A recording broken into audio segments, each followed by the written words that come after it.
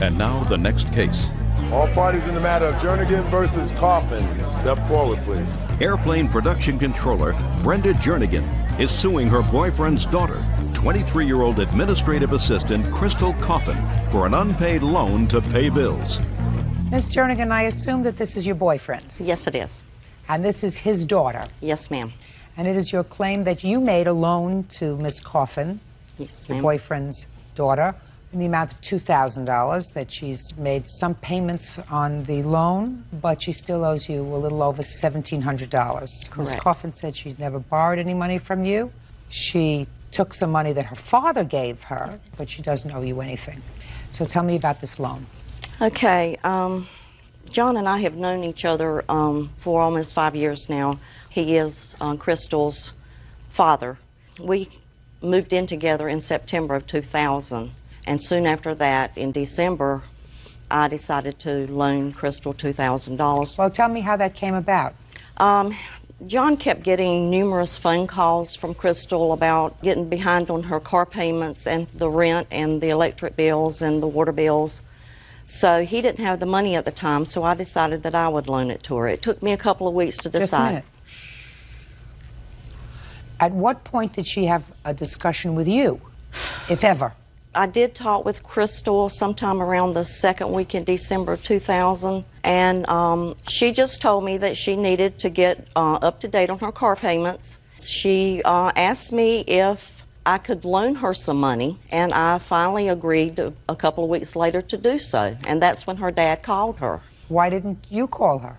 Because he decided he wanted to handle things with his daughter. Fine, step up. What's your last name? Coffin. Mr. Coffin, then you had a conversation with your daughter? Yes, ma'am. What did you say to her? I told Crystal that Brenda could let her borrow $2,000, and that would help her pay her credit cards off. What did she say to you? Get caught up. She told me that would be fine if I could get it to her as soon as possible. So we went down. Brenda took the money out of her account. I took the money, took it into the bank in South Carolina, and deposited it into my daughter's North Carolina account. Is that about right, Miss Coffin? No. I called my father and asked him if he could give me some money because the house bills were past due. I could not afford to keep the house bills caught up because I was trying to keep my own bills, my car payment, and my credit cards caught up. Well, whose house is it? It's his house. Well, a house he rents in his name. What do you mean he rents in his name? I live there, but the house lease is still in his name. But you live there? Yes, ma'am. With whom? My younger sister. How old is she? She is currently 21. Okay. So he moved out of the house and told you that you could stay in the house? Yes, ma'am. And you left the two girls in the house, and what was the arrangement with regard to the rent? Well, I was still paying the rent at the time I moved out, When did you stop? probably a year later. So you paid the rent on the house And the for a electric year bill. And while the your water two bill. girls were living there. Yes. And when did you decide to stop paying the rent? I got a job in South Carolina, moved to South Carolina. My son moved in with the girls, and they said they would take care of the bills. So far, is that correct, Miss Coffin? No, ma'am. My brother actually lived with my father for several months before he moved home. My father called me and asked me, will you call your brother and ask him to come help you? And I said yes. He was still giving money for the rent, but he stopped, and I took over paying the rent. Okay, well, that's fine. You were living there? Yes, ma'am. Fine. So they were your bills. At that point, your father hadn't been there in some time. Right. And he had, in fact, paid the rent and the bills for a period of time, even when he wasn't living there. Up to a point, yes, ma'am. But then he said, now you kids are grown-ups. You're over 21. You're on your own. Pay your own bills. Right. And you got behind. Yes, ma'am. Okay. Go ahead. Let me hear the rest. I asked him if he could afford to send me some money to help get caught up on the bills that were past due. He said that he would see what he could do. If he could come up with the money in some way, he would. He called me back and said that he was able to come up with $2,000 and that he would deposit the money into my account and that it should hit sometime the next afternoon. Are you telling me, Miss Coffin, that you never had a conversation with Miss Jernigan about money? I had a conversation with Miss Judy. Yes, ma'am. And what was the conversation? She asked me to list all the bills that I was behind on and to tell her which ones I thought were the most important. And I said, well, the only bills I'm really concerned about you needing help with from my father are the house bills because the other bills are my bills. They're all your bills. You live there. So you have to pay your rent. Now, what I want to know is, one gets the sense that you fully understood that your father didn't have this money, that the $2,000 was coming from Miss Jernigan. And I say that because you had a conversation with her about how much money you needed and what you needed the money for. And but for the fact that you thought that perhaps she could help you with that money, why would you discuss your financial matters with a stranger? My father asked me to talk to her about it. Why? Because he was going to try to get the money from her, and she wanted to know where the money was going and what it was for. Okay. So you understood that your father didn't have the money, and that if you were going to borrow the money, it was going to be from her. I didn't borrow the money from her. Why would she give you money? I understood that he was going to get the money from her to give to me. According to Miss Jernigan, she's not even asking you for any interest. She received $230 from you. You have a balance of $1,770. Yes, ma'am. You have a note there, Miss Jernigan, that you indicate in your complaint that the defendant sent you sometime in 2002. Yes, ma'am. I'd like to see it.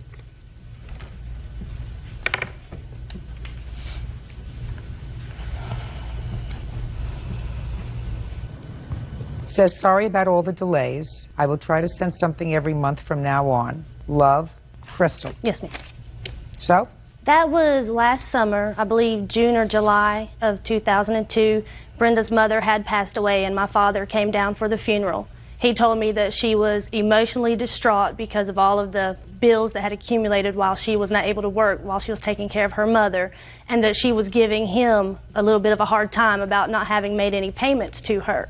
And he came to me at work and said, I need you to give me some money so that I can give Brenda some money, just so that she'll feel a little bit better. Good. That's a good thing that you gave her the money because you took it from her. And your apology is very clear. Sorry about all the delays because you didn't feel like following through. You owe her the money. Judgment for the plaintiff in the amount of $1,770. That's all. Step out. Parties are excused. You may step out. I was a little shocked that the judge saw it the way that she did. If I'd have had the money, I would have loaned it to her. My father is trying to make me responsible for his debt. I was trying to help Crystal out in a time of need. I'm thankful that my father was able to help me out in my time of need. I would love to see all three of us get, but I don't know if that can happen. This woman and I have nothing further to say or see each other for any reason. I love my daughter to death, and I always will. And now the next case. All parties in the matter of Martins versus Seitz. Step forward, please. 24-year-old engineer Jeremy Martins is suing his ex-fiancée, 23-year-old orthodontic assistant Keely Seitz, for the cost of a car lease. Keely is countersuing for the money she put into the vehicle. Mr. Martins, according to what I've read, you and the defendant were either engaged to be married or boyfriend and girlfriend back in the year 2000. Yes. Were you engaged? For a short amount of time, we were good. And during that brief period of time, you decided to lease a car for her. And she didn't have sufficient credit, so the lease was in your name. That's correct. But it was clear, the arrangement was that this was her car, and she would be making the payments on the lease. Is that right, Ms. Seitz? Your Honor, we did lease the car together, and he told me on several occasions that I had terrible credit, but to come to find out that I have not. Don't get into your spin yet. Let's just stay with the facts, the basic facts. The car was leased in his name, but was for your use, and you agreed to make the payments. Is that correct? My name was also on the car, too. Fine. And you broke up when? The summer of 2001.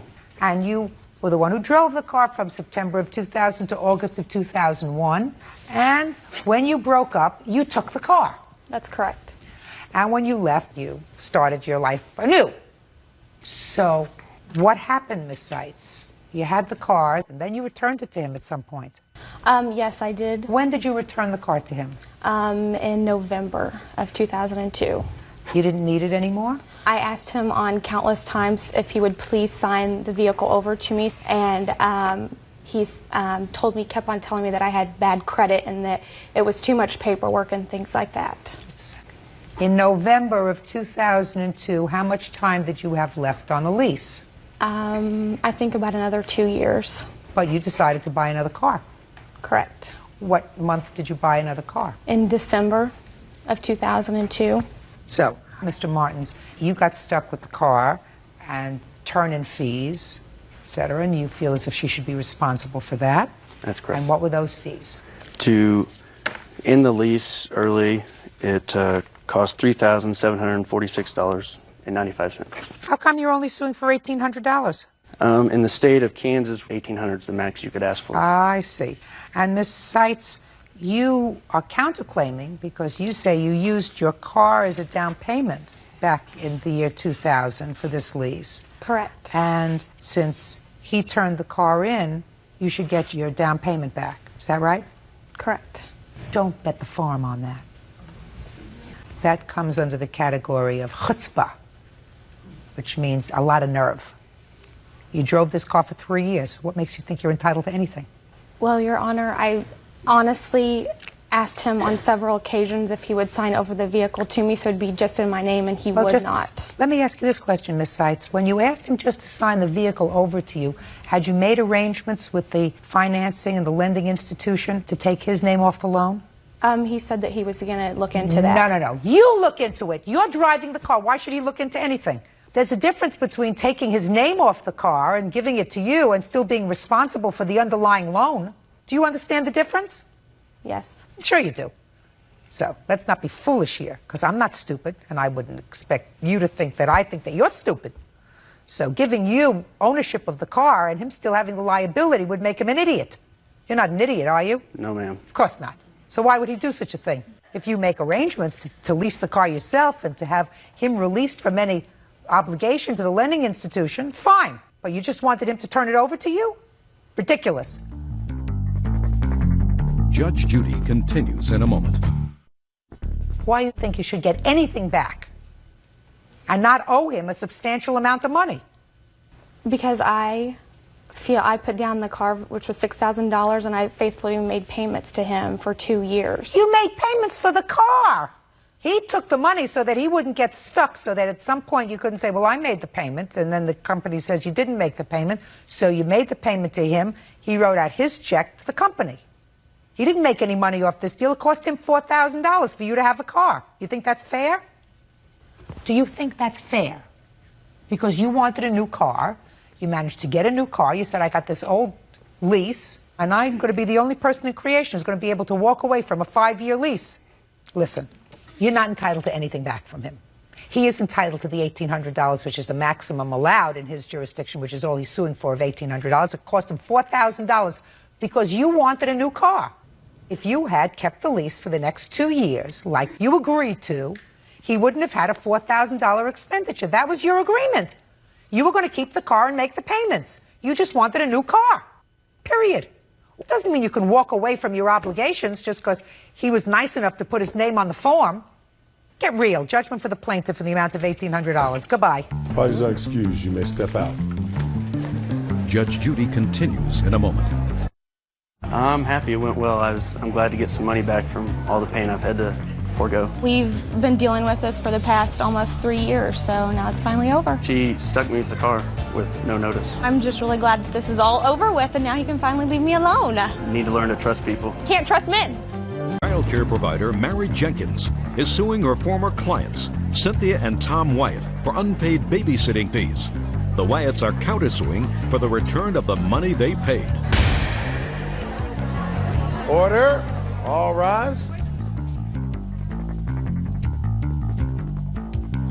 This is case number 488 on the calendar in the matter of Jenkins versus Wyatt. Parties have been sworn in. You may be seated. Folks, have seats, please. Mrs. Jenkins, you are a daycare provider, is that right? Yes, I am. How long have you been a daycare provider? Most of my life. My new license was granted to me on 2001. Before that, before 2001? I went to college and updated my early childhood development for children. Before that, I also worked as a private nurse. Okay. It is your claim that the defendants owe you money for child care. Yes. How many children of theirs did you take care of? 1 child. How old's the child? Christopher came at about 5 weeks old. When did he come? He came 7/27/01. And for how many months did he stay with you? 15 months. According to what I've read in your complaint, and there is a counterclaim, and the counterclaim is they want all the money back that they paid you, claiming some misrepresentation. Is that right? Yes. How many months in arrears were they? Because according to you, they were many months in arrears. Is that right? Yes. So she took care of your son even though you weren't paying her. Yes. Is that right? Partial payments, yes. Partial payments isn't payment. What kind of work do you do? I'm working at a law firm. I'm a legal secretary. Do you get paid every week? Yes, I do. How long have you been working at the law firm? About 7 years. Good. How much do you get paid every week? $1,100, I believe. Good. And what would you do if, for about 3 or 4 months, the law firm only gave you $500? It would be a problem. It would be a problem. Why would that be? Because I wouldn't be getting paid the full pay for the work that I'm doing. Right. So why do you think it's okay just to give her partial payment? That's her job. Well, we had an agreement with her, and she said that that was fine. You know, just make the payments what you can now, and don't worry about it down the line. That would make her a really nice person, right? Yes. That would make her really special. Yes. Because you wouldn't stay with your law firm if your law firm said to you, you're only getting $500 a week. I know we're supposed to give you $1,100, but we're running into some tough time. I would like to see you say to them, well, that's okay. Give me what you can when you can, and then, you know, we'll make up for it at the end. You wouldn't say that to them, would you? No. You'd start looking for another job. Yes. So that Miss Jenkins was really nice to you. You love your son? Absolutely. He's your only child? Yes, he's my only child. So your only child, madam? No. You have other children? Yes, I do. How many other children do you have? 2 other children. How old are they? 13 and 10. So you haven't been a mother of a new baby for a while, but I assume you are devoted to this child. Is that right? Yes. And you wouldn't leave him any place where you felt as if he was being mistreated, would you? No. Came home every day and you checked him over. You didn't see any marks or bruises that were things that you questioned. Is that right? I questioned a couple times. Oh, well, you're not a neglectful parent, are you? If No, you question just them. regular type of scrapes. Regular stuff. Mm-hmm. Because you wouldn't let a child of yours stay any place where you felt as if the child was being not cared for. Right. Correct. Is that right? That's right. So here we have a woman who takes care of your baby, your precious child, for 15 months. For a substantial part of that time, you are arrears in your payments. And this lady says, I know it's tough. Pay me what you can when you can. We'll catch up at some other point. And then there's a time when for many months she doesn't get paid anything, or very little. And her accountant sends you a what? A letter. No. She sent us a letter. She sent you a letter. And what did the letter say? There was a lot of... What did the letter say? That we owed $13.60. $13.60. $13.60. That's all. Nothing about late fees or anything else? Well, yeah, she said on there that if we didn't pay right away, then there would be late charges and, you know, those type of Do you have a court copy fees. of that letter? Yes. I'd like to see it. This was after we pulled him out, though. Mm-hmm. Miss Jenkins, not to worry. I will get to you if I need Oh, you, no madam. problem. Do you understand? No problem, I do. Good. Okay. This letter was written... Shh.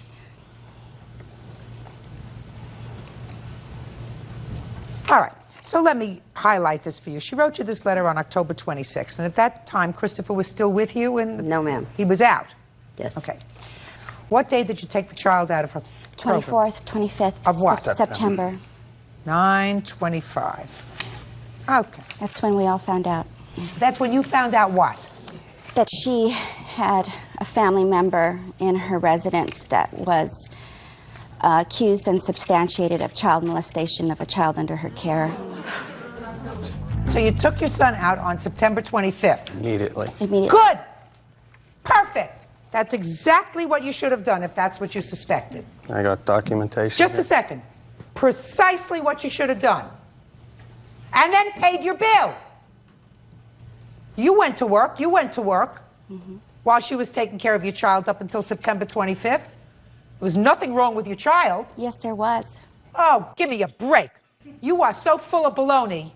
There was nothing wrong with your child because if you thought there was anything wrong with your child up until September 25th, you would have been a negligent parent.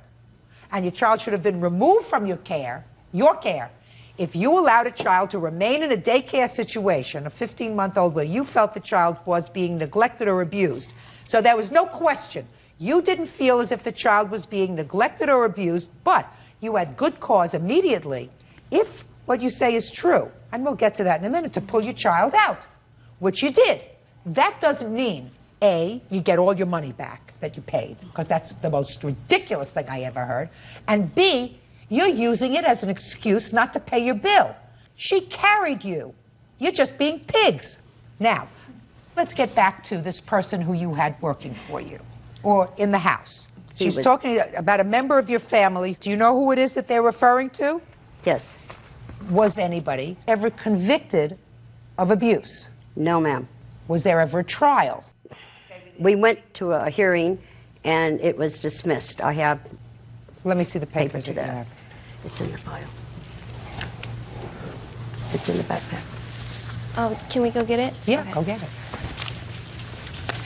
While she's getting it, I'm going to read a portion of this letter, and I want you to tell me if any part of this letter is not true. Pay careful attention. In your first paragraph, that's the letter that you wrote to her.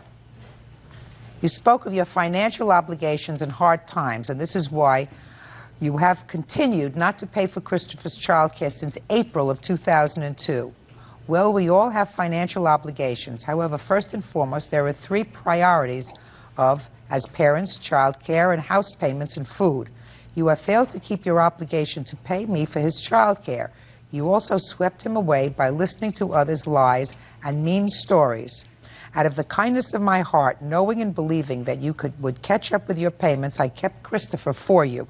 That's all true, is it not? Right? Because she could have said, I'm not taking care of him. You're not paying. You didn't pay me since April. April, May, June, July, August. We made a payment every month. It was in arrears. So we did give her money every month. It just wasn't in full. How much?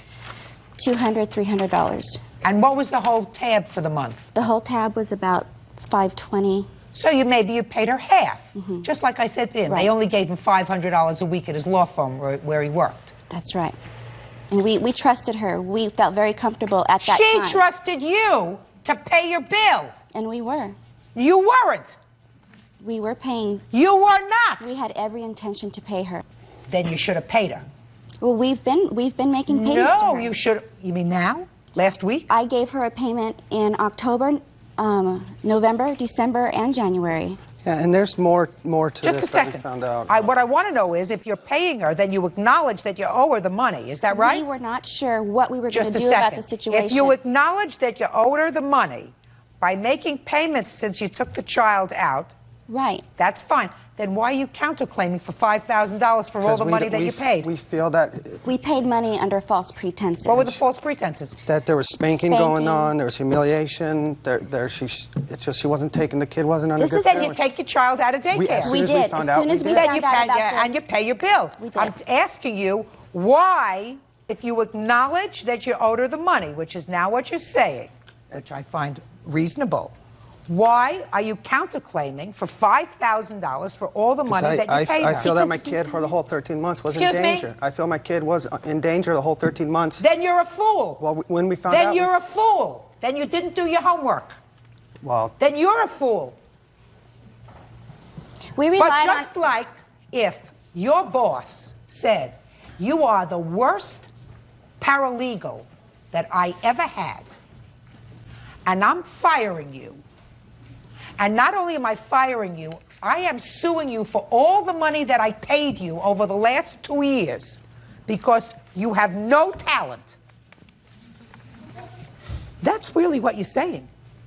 That's really what you're saying. You're saying that because you found out later something that you didn't like, you're entitled to all your money back. Yeah, that's what you're saying. You tell me the difference between that and my saying to you... Someone was a convicted molester. She wasn't a convicted molester. But she family did member was living in things. the She house. spanked. She humiliated. These are things that were found in a decision. Then you should have been more vigilant. That's your problem. You got the service. She took care of your baby so that the two of you could go to work. Right. And now, after 15 months, you say, now I'm going to do the homework that I should have done before and look into things, and now I find that I don't like what I'm reading, so I'm entitled to all my money back. No. And there's no difference in that by your boss saying to you, you are the worst employee. You did no work for me that I could use. Therefore, I want all the money back that I paid you for the last 2 years. You don't eat the food and then say, I didn't enjoy it, I'm not paying for it. Judge Judy continues in a moment. If he wasn't convicted, then why is he not allowed on her property? Get a life. Your child enjoyed the service. You enjoyed the service. You took him out because you were concerned. That doesn't mean you don't pay. You pay. Real cases, real people. Judge Judy. Child care provider Mary Jenkins claims Cynthia and Tom Wyatt owe for unpaid babysitting fees. Can I please see the report from the state? The last report from the state. You want to see what? I want to see the papers that suggested that he was never convicted. There's case dismissed. Can I see, please? Thank you.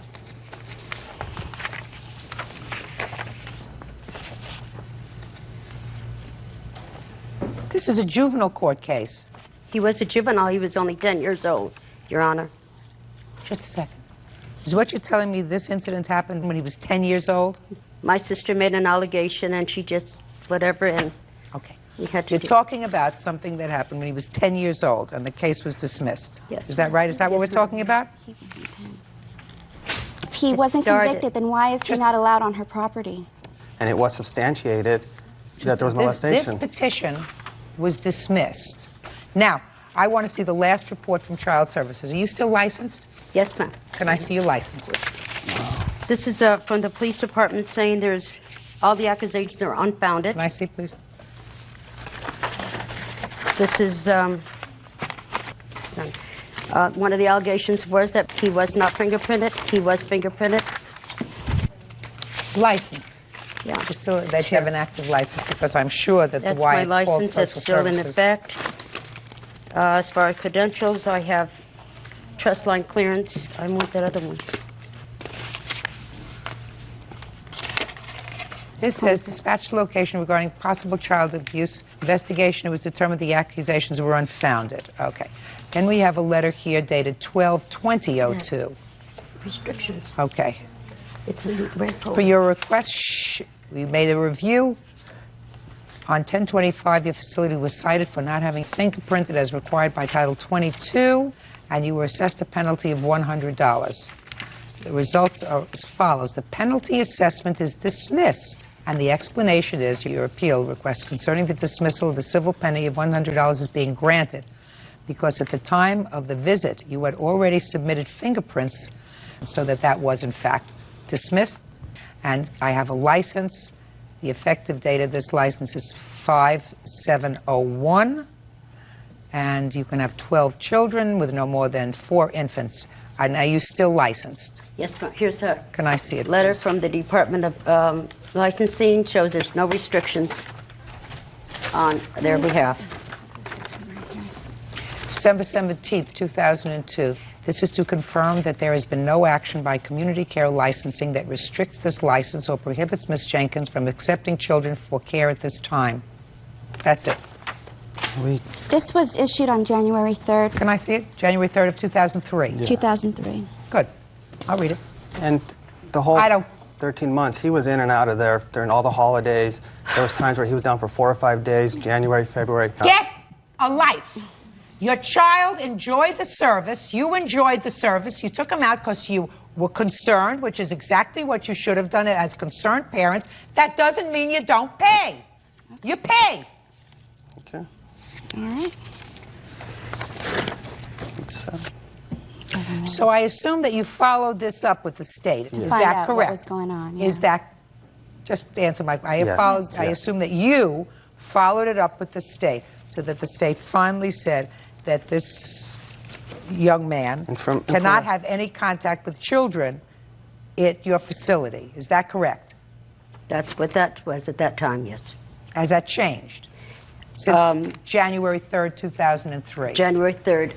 We chose not to until everything is cleared. Even at that, he was not an employee or ever will be an employee. Okay. How much do they owe you, still owe you? Less the 3 payments for $25. Mm-hmm. They owed you $1,360, according to your letter. Yes. Less $75? Yes. Go ahead. And then I told my accountant to please note that if she does not pay, that we could just attach the $25. Well, you sort of forgave that, you know, when you gave Right, them, when you that's gave fine. them an opportunity. when you gave them an opportunity to pay you out, you know, That's when right. you were nice enough to do that. Your Honor. Yes. Why I gave her an extension, it seems crazy, is that prior to this, she gave me about 3 months in advance.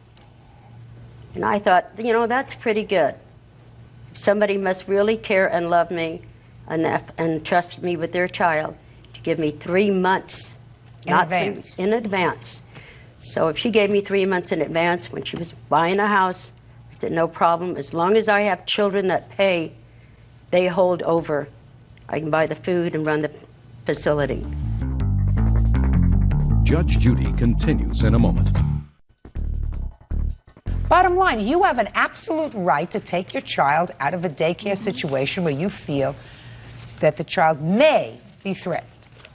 May be threatened. I assume that there was never any physical indication that you had with regard to your son's care, and I assume that you were vigilant when you went to see him. I assume that you did what most parents do. They come, they observe what's going on, they make surprise visits. I'm sure that you're not foolish enough not to have done that. You left your child there for 15 months. You found out subsequently that there were things going on there that gave you cause to pause, so that you do what a normal person does under those circumstances. You take your child out. Then you pay the bill. And the bill is $1,285. And that's what you're going to pay. And your counterclaim, your ridiculous counterclaim for $5,000 for the money that you paid is dismissed. Goodbye. All are excused. You may step out. As soon as we suspected something, the day we found out, we went, left work, and we picked up our child. It's all over money, and it's sad because I dearly love the family. We felt we signed a contract under false pretense, and she didn't, do her obligations under the contract and take care of our kid. The dad used to turn around and say, you know what, I've got to thank you. I go to work very, very comfortable knowing that Christopher is in your hands. 19-year-old student Nicolette Lewis is suing her ex-roommate, 20-year-old student Melody Mangrobang, and her boyfriend, 20-year-old salesperson Rufan Yao, for damage to her car and defamation of character. Melody and Rufan are countersuing for harassment. Order. All rise.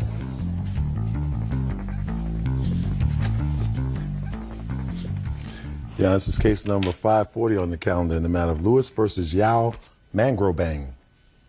Parties have been sworn in, Judge. You may be seated. Let's see. Miss Lewis, I gather it was Miss Mangrobang who was your roommate in school. Is that right? That is right, Your Honor. And Mr. Yao is her boyfriend. Yes, ma'am. According to your complaint, they asked if they could borrow your car, use your car. You weren't using it because it didn't have insurance. Yes, ma'am. It's an old car. It's a 1992 Chevrolet Lumina. And it had about 166,000 miles on it. Is that Which right? is not uncommon for a car of Just that answer age. my question. Okay. So you told them that they could use the car as long as they insured it. They used it, and it is your claim that they ran it into the ground by not taking proper care of it, and you want to be compensated. In addition, you claim that when you complained, there was some interaction between the two of you. Miss Mangrobang said that she wanted to move out of the dorm, blamed you for causing her some discomfort, which caused you to be investigated by the university, because that's where you know each other from. So you want compensation for that because you feel as if she damaged your reputation. Miss Mangrobang and Mr. Yao say that you have embarked upon a campaign of harassing them, and they are counterclaiming. That's correct. All right, Miss Lewis, on what date did you loan them the car? I loaned them the car, and they began their insurance on it on October 10th. Okay, when did you get the car back? We had agreed that they would return the car on December 12th. However, they were refusing to return my property in a timely manner, and so... Just a minute. Just answer. Let me run the shop. Okay. They were supposed to return it on 12/12. What date did they return it? We confiscated it back on the 12th, the night of the 12th. And what happened on the 13th? Well, the night of the 12th, they drove off as soon as we came to claim the car. And as soon as I put my key in the ignition, you could hear this loud ticking noise as well as a grinding noise. And I tried to call them, and Rufan was not answering my cell phone call. I called Melanie and I told her, please meet us back at the university. That's where I'm taking the car right now. We need to talk about this. And Scott and I stayed up until about 2:30 in the morning waiting for them, and they never showed. Okay. What happened to her car? Well, first of all, the car's condition... Don't give me first of all. Right. What happened to her car? You drove it from October 10th Mm-hmm. and had it in your possession up until the 12th of December. Right. So I'm asking you, when did you start to have trouble with the car? Mechanically? Mechanically, probably about 2-3 days before I returned the car to them. Now, when you say you returned the car to them, was the car returned to them in the way that Miss Lewis has described? She did pick up the car from my workplace. So it was when she picked up the car. You started to have trouble with 2 or 3 days before? Right. When did you call her and tell her that you were having trouble with the car? The day that the car started having problems.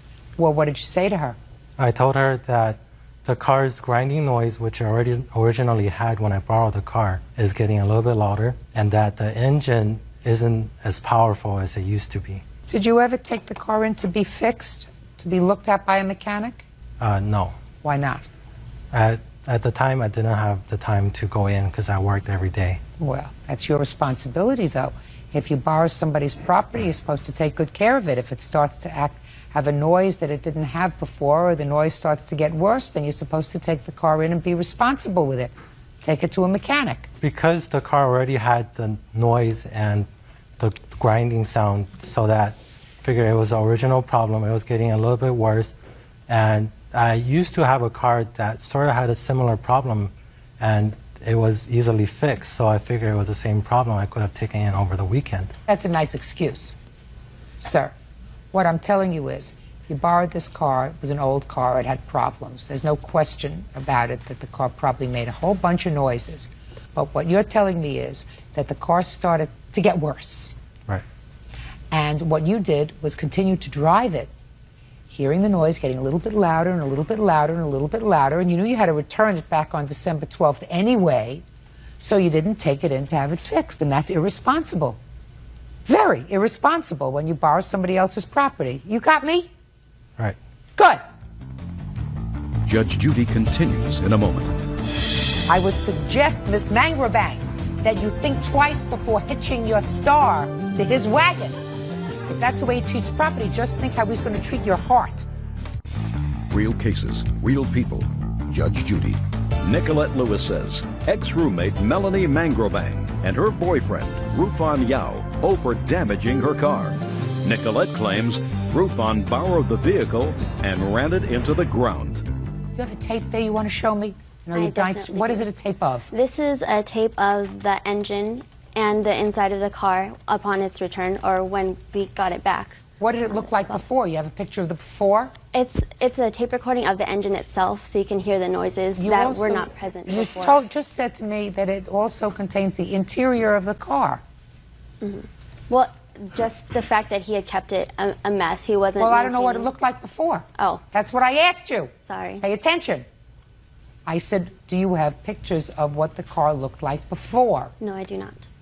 Well, you want to tell me what it looked like before. The interior of the car was fine.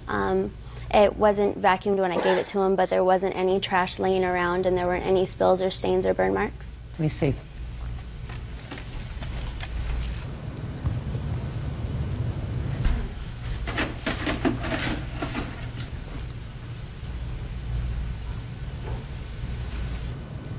Not just showing his general maintenance of the interior of the car. This is actually how we received the car back.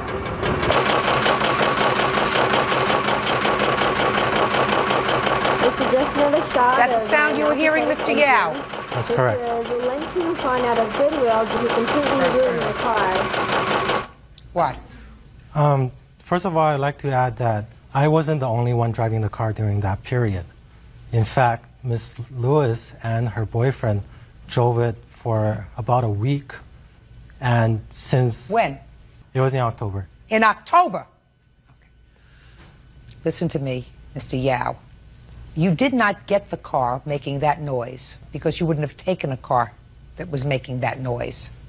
And once you heard that sound starting to escalate, It was your responsibility to either call her immediately and say, I'm returning it, or take it in and have it fixed. You didn't do that. You are responsible. Now, you want to tell me about the rest of your lawsuit with regard to bad name being bantied about the dormitory? Yes, actually, the first words out of my mouth when I heard the sound in my car when I called Melanie the night of the 12th was, Melanie, I love you, your family. She's actually my second cousin. And I told her, I don't want this to affect our relationship, but I have a problem with your boyfriend. In fact, I have a transcript of one of our conversations between myself and Mr. Yao in which he says, take it to court. I don't care. You still won't get a penny. And I was asking Melanie how she would let her boyfriend treat her family with such disrespect. And there was a little bit of tension. That's a good question. You want to answer that question? I didn't know we were family until December, I think Thanksgiving. No, she had called me during Thanksgiving saying, I'm staying with my aunt in California, and I showed her a picture, and I mentioned that your last name was Mangrobang, and her aunt said, oh, we're related to the Mangrobangs, and that's all. What difference does it make? You were roommates. Yes. You mean you can treat family one way, but you treat non-family dishonorably? No, I never treated her dishonorably. He did. Why? Well, the thing I have to address is that what she said is only after what I've tried to work out with her. I originally did agree to help her fix the car when they said, okay, they'll try to fix it. And then later on, they said after her boyfriend worked on the car, and the car entirely stopped working at all. That car sounds like it's on its last leg. That car doesn't have any more life in it. You know, No, the car was driving, and I mean, I got to places. Listen to me. You're not supposed to use somebody else's property to the point where it is gasping for its last breath. What you're supposed to do if someone has entrusted you with their property is treat it better than you would treat your own. That's what you do. And actually, I did. No, you didn't, sir, because that car was not treated better than your own. And if that's the way you treat your property, I would suggest, Miss Mangrobang, that you think twice before hitching your star to his wagon. Do you understand? Mm-hmm. If that's the way he treats property, just think how he's going to treat your heart. Now, you want to get on with the story about your name in the dorm? Come on. Okay. She made a complaint. She wanted to move out of the dorm. She said that you were bothering her. Is that what happened? Well, actually, I hadn't heard from Melanie in a few days. Listen, get to the bottom line. Is that what happened? And then you had to go before a hearing board. Yes. Okay. And they found you not guilty of bothering her. They said that this is an issue for the court, and they wanted to see how the court case comes on. But they said that if, in fact, I am found guilty of harassment, then they sat me down and went through all the procedures and what would happen if I was found for harassment. And you didn't harass her? I did not. No, you didn't harass her. I don't think she harassed you. Did she harass you? She just made it very uncomfortable to live with her. Listen, you're very uncomfortable. You can get very uncomfortable if your underpants are too tight. Mm-hmm. Do you understand? That doesn't mean you file a complaint. You're a big girl. Sometimes you'll have a roommate that makes you comfortable. Sometimes you have a roommate that makes you uncomfortable. That doesn't mean that you file a complaint. Do you understand? But, Your Honor, of her boyfriend, and I believe she was also in it, also threatened to kill me Just a personally. second. Just a second. Not she. Boyfriend and father, according to you. Well, she was also with him at the time, and I believe... You cannot impugn to her actions of other people. She did not threaten to kill you. All she did was make your girlfriend, according to your girlfriend, uncomfortable, like a pair of 5 underpants when you're a 7. Your Honor, I'm on a full honor scholarship at the university, and included in the scholarship is a room grant. And if I were to be found guilty of harassment, which I believe she claimed to get out of the room maliciously and without cause. Okay, you made her uncomfortable. Because I made her uncomfortable. You made her uncomfortable. And she has a low threshold of pain. I believe she maliciously filed that for the university to try to embarrass me and try to jeopardize. I don't think she did that. I don't think she did that. Your Honor, I don't think a note that says you mailed just a second would say that. Yes. I mean, it wouldn't mean that she is not harassing. She's annoying her. She's uncomfortable. And also Pay careful attention to me, sir. Your girlfriend said to her, my boyfriend really needs a car. He's got to get to and from work. She had a car. She didn't charge you any money, did she? No. No, she was really nice to you. Why would somebody who's all of a sudden so nice to you let you take her car so that you could get to and from work all of a sudden become a monster? You think she drank some sort of a potion? No. You know what happened? You were disrespectful with her property. You treated it like crap, and she got annoyed. And when you refused to step up to the plate and take responsibility for not treating her property, I'm speaking. She may be afraid of you, I'm not. When you refused to step up to the plate, she got irritated.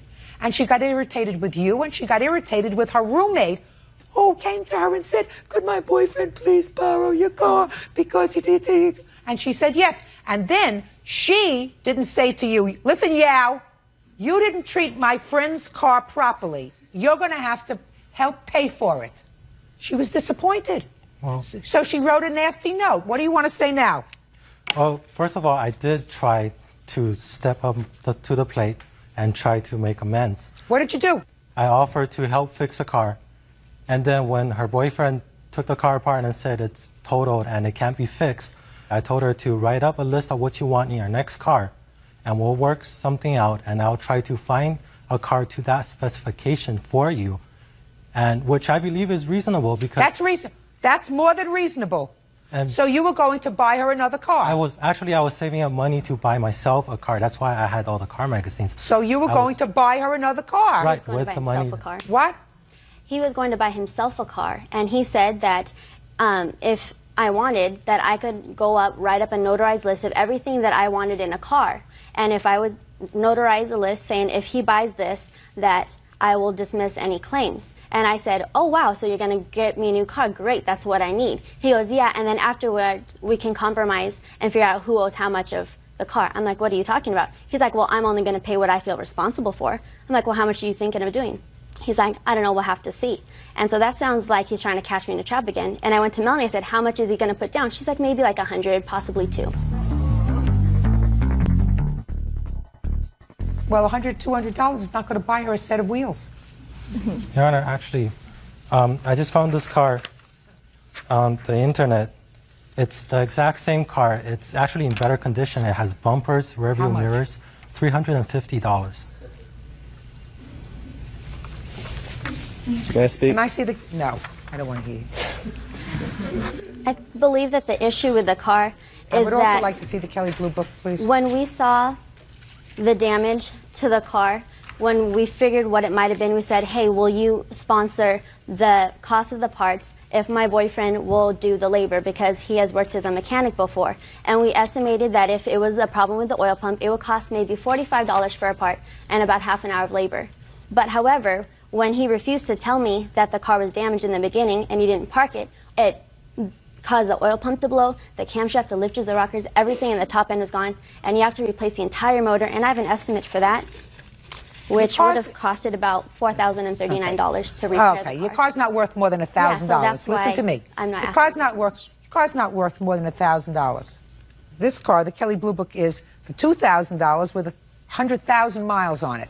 Your car had almost 170,000 miles on it. Now, your case hasn't been resolved yet, has it, with the university? They haven't pressed anything against me so far. And they won't. Are you still in the dorm? Yes, I am. Wonderful. Very good. Take $1,000, go buy yourself a new car. Now, let's get to your counterclaim. You want to tell me very, very quickly what it is that you claim she did to you to harass you? She just said a lot of things that made me not too happy living with her, like about my boyfriend, about the car situation, and like when we're watching television or something, and like, oh, there's Joe Millionaire, you know what that reminds me of? Oh, yeah, it reminds me of you, your boyfriend, like how those girls think that, you know, they're going to get this really nice guy and they're going to actually She told me she thinks she's going to be the next Bill Gates. And then, like, when we watch TV or something, she'd constantly, like, say random, like, comments about my boyfriend and about this car situation when I wasn't involved. The original agreement was between her and my boyfriend. Let me ask you this question, madam. Yes? You don't get compensated for being uncomfortable. Mm-hmm. All right? Do you understand? Mm-hmm. Okay. There's absolutely no case for harassment. The other thing that I have to ask you is, do you think that but for the fact that he was your boyfriend, she would have loaned him the car? I don't think so, since they didn't know each other. Right. So when you say you had nothing to do with the arrangement because it was just between the two of them, how can you say that? The only reason she got involved with this whole situation is because of you. They didn't know each other. So you were involved. Oh, but the agreement about the payment and stuff and driving it. They didn't know each other. She was doing you a favor. Do you understand? Good. And you did the wrong thing. In any event, I'm issuing a judgment for the plaintiff in the amount of $1,000, and I'm dismissing your counterclaim. That's all. Parties are excused. You may step out. The only time I can ever remember talking to Mr. Yao was I was telling him to grow up and take responsibilities for his actions and be a man, but obviously he didn't do that, so. I was thankful, and I actually did try to compensate and offer them another car, but they rejected that, and being greedy, they added on $4,000 of claim. I did this out of pure love for Melanie, and that's why it hurt so bad when she stabbed my back and filed me for harassment with the school trying to embarrass me with my scholarship. And now the next case. All parties in the matter of Romine versus Gauthier. Step forward, please. Child care provider Karen Romine is suing her former friend, realtor Dolores Gauthier, for the cost of her dentures. Karen says, while pet sitting for Dolores, her dog ate them. Miss Romaine, you were house sitting for the defendant and pet sitting, is that right? Yes, I was. Had you done that before? No. Were you doing it as a neighbor, as a friend, or were you being paid? As a friend. I think she was trying to get me out of the house where my daughter and I were sharing a house, and I had four grandkids then. Kind of for sanity ways. And what? For my own mental. For your sanity. So she was a friend of yours, and she said, you can come and stay in my house, take care of my dog, take care of my house while I'm on vacation, give you a little bit of a break. Is that right? Yes. And your complaint is that while you were there babysitting for the house and the dog ate your dentures. Yes. Right? Shh. And these dentures you had placed up on counter. Yes. Dog jumped up and chewed them. Right? Yes, Your Honor. Ms. Romaine, whose fault is that? I guess it could be mine. I thought the counter was high enough where the dog couldn't reach him. When you say, I guess it could be mine, she was on vacation, right? Yes. So it couldn't be hers. You can't sue the dog. So what are we doing here? Well, I thought it would be her responsibility since I was watching the dog. Yeah, and No, you're supposed to take responsibility for your own actions. Miss Romaine, you answered right the first time, which is what surprised me about your lawsuit to begin with. She's on vacation. You agree to watch the dog. You're watching the dog, and you were supposed to watch and take care of your own property. The fact that you miscalculated and let the dog get a hold of your property and destroyed it doesn't make her responsible. Makes you responsible. So you got to take care of your own business, right? You're right. Perfect. Good. Then we don't have to bother each other any further. Thank you very much. Goodbye. Parties are excused. You may step out. It went well? It was quick. I came home from vacation and she showed me a baggie with her teeth in them. Your dog ate my teeth. Well, I felt bad, but I felt she was negligent. We're still friends. And now the next case. All parties in the matter of Montgomery versus McCarthy. Step forward, please. 25-year-old student Brandy Montgomery is suing small business owner Caitlin McCarthy for having her falsely arrested. Caitlin says Brandy charged at her swinging a keychain. Well, quite frankly, I read both your complaint and answer in this case, and I really am quite confused. The best I can come up with is that, Miss Montgomery, it is your claim that the defendant filed a false police report and had you arrested for assault. Yes. Those charges were ultimately dismissed. You say they were false to begin with. Ms. McCarthy says that you did, in fact, hit her with a set of keys. Is that Yes. right? How do you know each other? I couldn't even figure that out from the papers. Ma'am, her friend was my roommate, and that's how we met. Now, you say it was a friend of your roommate. Who's your roommate? Our roommate was Dakota. Her name was Dakota. She lived with you and your husband? Yes, ma'am. Until when? That day she was moving out was that day. The reason she was moving out is because we were not getting along. So she had decided to move out, and we were moving out a couple days after that. Go ahead. I had met her once when I first moved in with Dakota, which was the roommate, and then again on the day of the incident. All right, well, I'd like you to tell me your version of what happened on the day of the incident, which was when? It was on July 28th. I have a police report right here. Would you like? I'd like to see it. Come on, start talking. Sorry. My husband and I got home from picking him up from work. We go downstairs to where we live, which is like a 2-story condo type place. We go downstairs. I decide to go to the store, so I go back up. So I go upstairs. I saw the defendant in the driveway. I walk past her. I do not say any words to her. I get in my car. I drive away. I go to the store. I come back from the store, and there's sheriffs. There's about 4 sheriff cars in the driveway.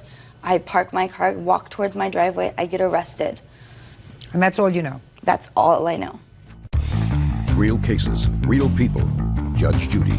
25-year-old student Brandy Montgomery is suing small business owner Caitlin McCarthy for having her falsely arrested. Caitlin says Brandy charged at her swinging a keychain. All right, Miss McCarthy, now I'll hear you. Judge, I didn't know either Dakota except for that day. I have never met the plaintiff before the day of incident. I was asked by a friend to come and help her move. She said she needed to move very quickly because there was some back rent due. The landlord wanted the money and she didn't have it. Who's the friend? The friend is Beverly. She lives in Nevada, but she had introduced us. Beverly, but nobody connected with the plaintiff. No, I don't know any of these people. Beverly is somebody that is not involved in this case other than the fact that Beverly asked you to go and move Dakota. Correct. That's correct. So you were actually in the plaintiff's apartment, yes, ma'am, helping Dakota move. Yes. Oh, well, now I understand. Yes. Go ahead. We had moved for a couple of hours, been packing boxes. In fact, the plaintiff did come with her husband back to the house while we were moving. So I'm helping her move, and I was in the kitchen, I was packing things, kitchen items, and Brandy walked in with her husband. They were very agitated, started to go through boxes, opening them to see what was in them. I thought, well, she might be afraid that something was being taken, right? Right. She came over to me where I was packing, and she bumped into me, knocked me into the box that I was packing. She was very aggressive, and she opened up the box, started to dig through. Did you say anything to her? Did she say anything to you? Not a thing. She didn't even say, I'm Brandy. She didn't say anything. She just did this act. I saw the agitation. I was in damage control. I thought, I don't know what's going on with these two, but I'm just going to let her look. I did. She went out, went away. A few minutes later, I went out to the garage. I went to get another box. Upon returning... And you were doing this as a favor to Beverly? Yes. Why? Yes. Well, she's a very good friend of mine, and I just... And how did she know Dakota? I have no idea how they met, but I had something to do with their work. And she didn't have anybody there. That was the thing. She had no family, no friends. She hadn't been there very long. And so Beverly said, this girl needs help. She needs to move out today because she had surrendered the property to the landlords for non-payment. So I went over to help. She had hired some other help as well. So we were all moving, and this incident took place. I went out to the garage. I came back from the garage with a box in my hand, and Brandy stood in front of me, blocking my path to the kitchen. I didn't know what her reason to confront me was, since I didn't know her or what was going on. Did you say anything to her? I didn't say anything to her first. She said something to me. What did she say? Well, she was swinging her keys, and she had a hand on her hip and was very agitated with me, and I didn't know why. And she said, I'm not moving, and there's not a thing you can do about it. I don't know why that would matter to me, whether she moved or didn't. I was there to help Dakota get out, and I didn't know what all these incidences were between them. I said to her, well, whatever, but you need to let me pass so we can move. I went ahead and started to move, and she was swinging her keys. She advanced on me, and the key came right to my face as she was swinging it. All I did was pull my face back, and it just grazed my chin.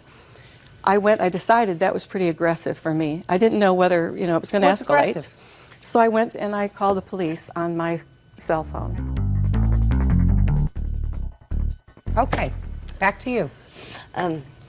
These are the keys, ma'am. If I swung these keys around and hit somebody with them, they would leave a pretty giant mark. Not necessarily. I believe her. I have to make a judgment. Correct. She tells a very simplistic story. Can you think of a reason, Miss Montgomery, that Miss McCarthy, you didn't know her, according to both of you? Think of a reason why she would call the police on you. She knew that Dakota and I had gotten into it, and the police had already been out to the house 2 prior times between me and my roommate. Yes. And the police had told us that if they came out again, that somebody would be arrested. So I believe that she did it in spite to get me arrested, to prove a point to me, because my roommate said I owed her money for back rent. What did she have to do with that? Ma'am, I did not swing keys. Yes, you did. Sure you did. Yes, you did. Sure you did. You were angry. You had a fight. You didn't know who she was. She was helping your roommate. You swung keys. You didn't injure her. You didn't hurt her, but you had an absolute right to call the police. Grow up. Case dismissed. Thank you. Parties are excused. You may step out. I'm very disappointed. No good deed goes unpunished. I don't think the judge really understood it. My whole purpose of going there that day was to help a friend move. That was it. It's done and over with. No reason for her to aggress on me. I don't think anybody should aggress on anybody. If you've got issues, there's courts for them. Some people just have a better word and can play a better act. I think it all started before I showed up. I just happened to be the person in that spot at the moment. I got to spend 12 hours in jail in shorts and a short sleeve shirt and no shoes. Well, just be careful when you help people. And now the next case. All parties in the matter of Council versus Lowry, step forward, please. 18-year-old student Adrienne Council and her husband Chaz are suing Adrienne's mother, home health care worker Loretta Lowry, for the cost to support her 15-year-old sister, Toni Caldwell. Miss Council, the defendant is your mom. Yes. Your mother-in-law. Yes. And according to what I've read, there was a time sometime last year when your younger sister came to live with you. Yes. And she came to live with you because she had had some sort of a falling out with your mother's husband. Yes. And it is your claim that your mother owes you money for your sister's support during the time that she lived with you. Yes. Okay. Just give me the month and year she came to live with you. August 2002. And how long did she live with you? She's still living with us now. She is? Yes. And how old is she now? 15. She go to school in your house? Yes. She goes every day? No, she doesn't. Why not? Some days she misses and stuff. Come up here. What's your first name? Toni. Toni. You think you're a nice-looking girl? Yeah. Are you a nice girl? Yes. You want to be a successful girl? Yes. What do you think you're going to be successful at if you don't go to school? Nothing. Right. Is that what you want to be? No. So why don't you go every day? I don't know. What do you do when you don't go to school? I sit at home. Run the streets. Shh. What are you getting out of being home that's better? Nothing. Isn't that foolish? Yes. I mean, I know you're giving me all the answers that you know I want to hear, which is very smart, but, you know, be smart and do it. Really just dumb. You don't want to stay dumb. Did you ever hear the expression, beauty fades, dumb is forever? No. Well, you know what it means? No, ma'am. Well, I'm going to explain to you what it means. That means you're a pretty girl. But eventually, when you get older, you may be a nice-looking person, but some of those looks are going to get a little old and, you know, not as pretty and fresh as you are now. So beauty does fade. Fades, it goes away. But dumb lasts forever. If you're dumb, you're always going to be dumb. And the only way to get smart is to go to school, to set your sights on something that you want to do to make yourself into a whole person. What does your mother do for a living? Home health aide. Does she love her job? Yes. Was she always a home health aide? No, ma'am. What did she do before that? McDonald's, Burger King. Do you think your mother would have been happier if she went to school? Yes, ma'am. Right? Right.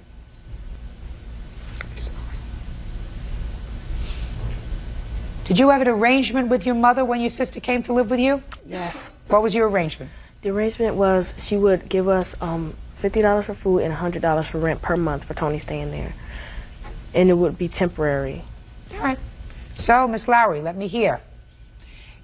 According to you, you asked your daughter to take in your younger daughter, Toni, because she wasn't getting along with your boyfriend. My husband. Or your husband. How long have you been married? It would have been 10 years in April. Do you have children together? Yes, we do. We got 4 How many others. children? 4 others. 4 younger than Toni? Yes. What kind of work does your husband do? He's not working now. Why not?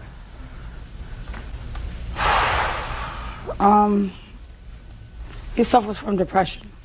Well, how do you support your family? You can't support your family on What you get as a home health aide? Me and him have split up, so I don't stay there with him no more. I stay with my mom. And he take care of the girls, and he gets social service for the girls. He gets welfare? Yeah, but I got the baby with me. Let's go through this. Your husband gets welfare for which children? Two of the girls. And where do they live? With him. And you have the younger child with you? Yes. Do you get any welfare for the younger child? No, I don't. Does anybody get welfare for Tony? No. How much money do you earn? Every 2 weeks is $1,100. And where is Tony's father? He's around. Does he send support for her? No, he doesn't. Why not? Did you ever pursue support for Yeah, Tony? I tried, and it just got all messed up, so. What do you mean it got all messed up? He has a responsibility to contribute to Tony's support. And if you're not living with your husband anymore, and if the reason that she went to live with her sister is because of a disagreement with your husband, why doesn't she come home to live with you? I was going to go get her this April, because I got to get my apartment, because I stay with my mom. I left my Her husband, I stay grandmother? with yes. Her and my mom don't get along too well, so that's why I let her stay with my daughter. Then you have to support her. Do you understand? Why should your daughter take care of her basic needs? Well, I feel like if she was going to go after me, she should have went after Tony's father, too. Go after both of us. Don't just go after me. Don't just single me out. Well, perhaps she should have. But you didn't either. True. And you certainly had more of a reason to pursue support than your younger daughter did. She singled you out, madam, because you elected to have your daughter leave the house instead of your husband leave the house at the time. In any event, $150 a month is certainly a minimal amount of support.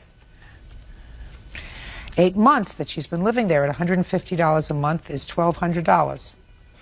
And you earn $1,100 every 2 weeks, is that right? Mm-hmm. Judgment for the plaintiff in the amount of $1,200. That's all. Thank you. Parties are excused. You may step out. I still think she shouldn't have went after just me. I still think she should have went after both of us. That's not my job, and she made the original agreement with us. She knows her father. She could have just went after both of us, not just me. Just happy it's over with, and I do hope we can start over. And now the next case. All parties in the matter of Stewart versus Cobb. Step forward, please. Store manager Sandra Stewart is suing dietary aide Lynn Cobb for damaging her rental truck when she beat it with a stick. Lynn says she caught Sandra with her boyfriend. All right, Miss Stewart, one evening you were sitting in a truck that you had rented. It was about 2 o'clock in the morning, 3 o'clock in the morning? After 3. And you were sitting in your truck with the handsome and affable Bruce, who happened to at that time have been her boyfriend. Correct. You didn't know her. No.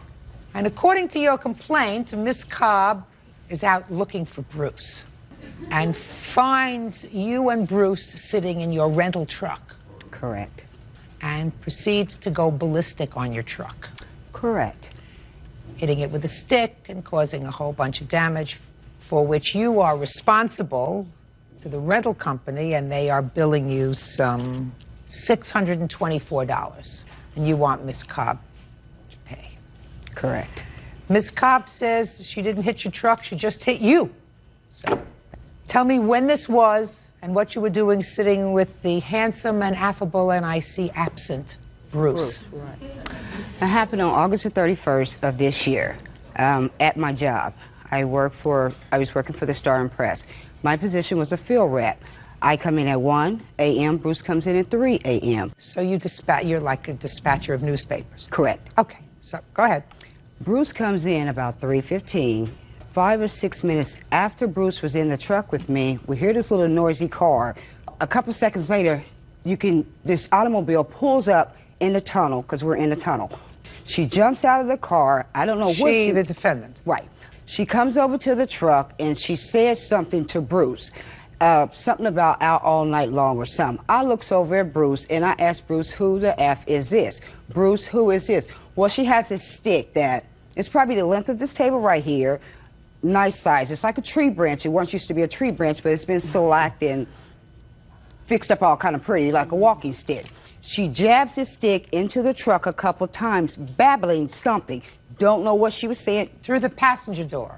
Through the No, passenger driver's door. I'm in the driver's seat. Oh, you're in the driver's door. Right. Bruce gets out of the truck from the passenger side. He gets out of the truck. He walks around the front of the truck. Well, she said, "You the one that my husband spent the night with?" I'm like, "What are you talking about? What are you talking about?" Our bags out of the passenger seat, out through the passenger door, backwards. She says at the back of the truck, "Itch, I'm gonna do this. Itch, I'm gonna do this." I'm like, "What are you talking about?" She said something about, "My man stayed all night with you last night." And I was like, "Your man ain't stayed all night with me. I have no clue what you're talking about or who the F you are." Go ahead. Bruce goes toward her. She swings this stick, and it hits the back of the truck, the top part of the truck. It hits the back of the truck. Did she ever hit you? No. Never hit you. Did she No. ever hit Bruce? No, she swung at him the first time with the stick, and that's where she hit the truck. She didn't hit him. Did she eventually get back in her car? Bruce tackled her some kind of way and kind of threw her in the car to where she was on her backside. Bruce was on top of her. She puts the car in drive that she's driving. She runs over Bruce's foot. She puts it back in reverse. She hits him, knocks him down, comes back forward where he has sit down flat, runs over his leg, tries to get out of the tunnel, couldn't get out, hung a U-turn and come back the other way to get out. Was an ambulance called? Yes, for Bruce.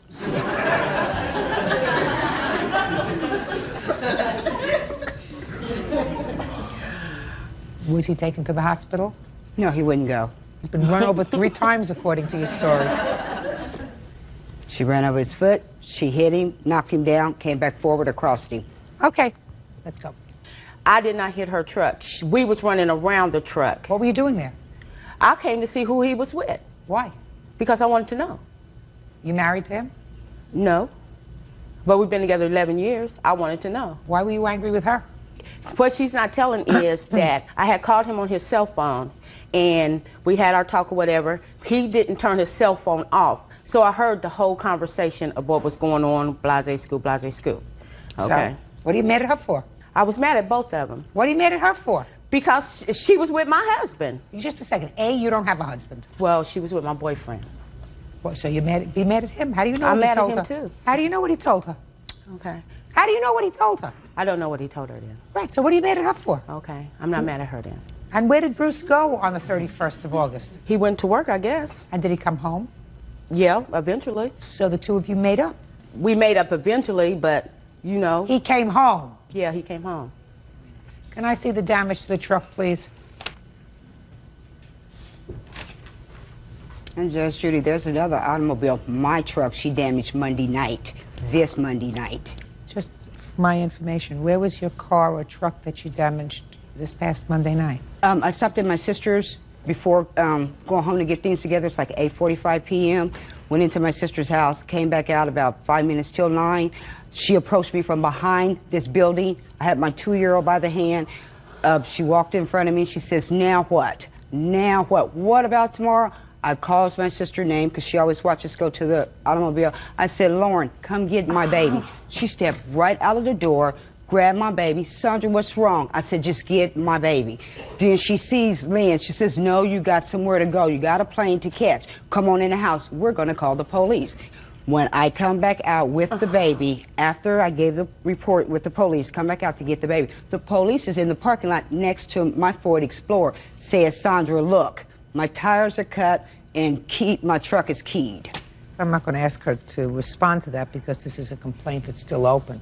But I certainly think that if it's true, Ms. Cobb, if any part of it is true, that if you even saw her on Monday night, you're making a big mistake. Because you want to know something?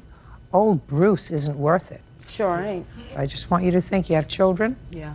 How old are your children? My children are grown. Well, your grown children don't want to have to come and visit you in a lockup. Right. Ms. Cobb, I have to make a judgment, and I have to make a judgment that if someone is angry enough to get up at 3 o'clock in the morning, go out in their car and search for their boyfriend, who they believe has been fooling around with somebody else, and they find them in a truck, that if I am to believe you, did absolutely nothing as a result of that. Now, Miss Stewart would seem to me is a relatively normal person. If you had hit her with this stick, as you suggest, rather than hitting your truck, there is no way that the police would have let you go. So I have to make a judgment whether I believe that you did nothing. And I don't believe that you did nothing. I believe that you did something. And I believe that you damaged the truck that she was driving in. Now, the rental car company is charging her for these marks that were made on the truck, $624.65. And I believe that you are responsible for that. And I'm going to reiterate, Ms. Cobb, you don't seem like a bad person. I'm not. I don't know whether Bruce is a bad person, but all I can tell you this, Bruce isn't going to be standing before a judge. You are. Right. Is he worth it? No. Goodbye. Goodbye. Parties are excused. You may step out. She's still going to pay for the truck that she damaged on Monday night, but it's all good. She lied about everything. We will finish it when we get home. Judge Judy made her ruling. It's over. Administrative assistant Christine Trojan is suing her former friend, dog walker Shira Wilson, for an unpaid loan. Shira says the money was a gift. Order. All rise.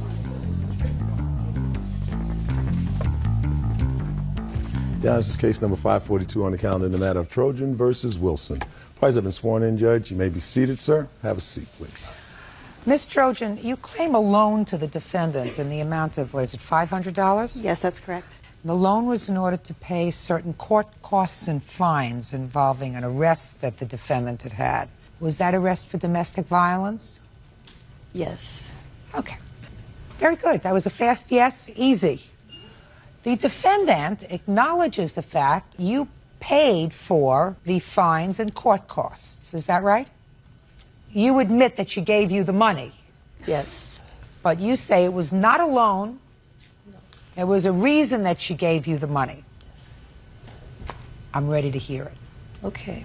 Well, Christine herself had an outstanding court trial. What kind of case? Terrorist, making annoying phone calls, making threatening phone calls. What kind of case did you have? It was for making annoying phone calls. Harassment. Harassment. Can I see what you have there, Yes. please? Making harassing phone calls to whom, Miss Trojan? It was an ex-friend of mine also. Male or female? Male. An ex-boyfriend of yours? No, not a boyfriend. So she had a pending case? Yes, that I was her only witness to. And we determined after that that... No, look at me. Don't look down there. I'm sorry, baby. Look. Oops. Try to keep it together, Miss You got Wilson. it. My apologies. You had a domestic violence case. Yes. Which you were fined. You hadn't paid them, so you were going to be arrested.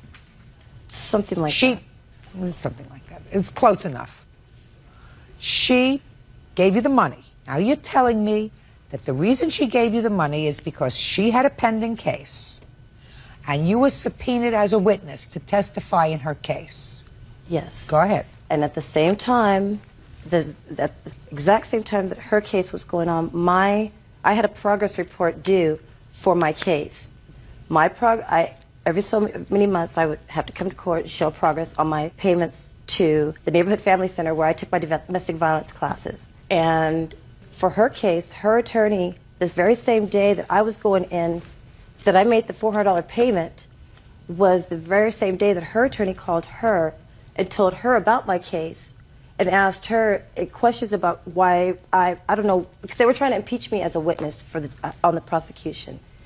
And when Christine intervened, and she was trying to secure that I was not going to be impeached as a witness for her, which I don't know why she came up with this, but she thought better for me to pay my entire balance on my fines than to have a reason for them to... I don't lie, Your Honor. It's not a lie. You know it's not a lie. Excuse me. Okay. So let me try to put I this never came to her to ask her for... Let me try to put this succinctly. Your defense is she paid this money so that when you were called as a witness in her harassment case, the people, the prosecutor, would not be able to impeach you as a witness by demonstrating that you hadn't paid appropriate court costs and fines on your other case. Is that right? Yes, ma'am. All right. I thought that's what you just told me. And therefore she, on her own volition, took it upon herself to pay the court costs and fines, which To were give how herself- much? To give herself peace of mind. $400. It was. She gave me $400, and I have receipts. She gave, just a minute, so she gave you the money. No, she gave it to Sheila, the director of the Neighborhood Family Center. So she didn't give you the money, she gave it to She Sheila. went with me that very night and took me, yes. Yes, Gave it ma'am. to Sheila. Yes, ma'am. That's another lie, Your Honor. Okay, now you tell me, Ms. Trojan, your version of why you paid this money for her. Okay. She approached me and asked me for the money to pay off this fine. And the fine. When did she do that? It was in the later part of April, I believe. Go ahead. And she asked me if I would loan her the money, because at this time I had just recently. Where were you when she asked you? I was at her apartment. Go ahead. And regarding the case that she's talking about. I know. Okay. You were in her apartment and she said to you. Well, let's go back a little bit. When I drove her home one day. I was dropping her off at her apartment. There was a LA County Sheriff's vehicle out in front of her apartment, and she, as we were going down the street, she grabbed my arm and said, "Don't turn, keep going." And so I kept going. She had me parked down the street, and then she asked me to go to her apartment to see if the sheriffs were there for her. And I said, "What's going on? What have you done?" And she said, "Well, I have this outstanding. I have this case, and I have monies are due." And she goes, "And I'm worried that they're there to pick me up on that because I haven't paid my fines." And so I went to her apartment, and when I walked over to her apartment, the sheriffs were already gone. So I came back, and then she had gotten out of my car, and then we went up to her apartment, and then that's when she had asked me if I could loan her the money to pay off these fines. Tell me about the whole conversation. Did any part of the conversation have to do with your upcoming case? No, because at that time I was going through my court case, but it hadn't even gone to trial yet, and I was taking it to trial. So I didn't have an idea that she was going to. What happened to the trial? Well, I have the paperwork here, Your Honor, if you'd like to see it. Just tell me, and then I may look at it. What happened? Well, at the time I was going to court on it, and it hadn't gone to trial yet. So You told me that already. I asked you what happened when it went to trial. It went to trial, and then she was a witness for me, and I ended up losing the case. So you were convicted? I was convicted. So she's not a very good witness? No. Judge Judy continues in a moment. You threw a hairbrush at him? Yes. Did he have a razor edge? No. Did it injure him? Yes. Where did it injure him? Above his forehead. And later today, I moved out because the behavior that I was dealing with living with them in the apartment was Well, tell me about the behavior. loud fighting, screaming, physical fighting. real cases, real people. Judge Judy. Christine Trojan says former friend Shira Wilson owes for an unpaid loan for court fines. Shira says she never asked Christine for the money.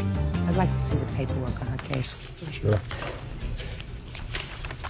Who are you? I'm her boyfriend, and I know a lot about what went on with Oh, well, the whole... step up here instead of sitting there and laughing to... Shh, quiet. What do you do for a living? I'm in sales.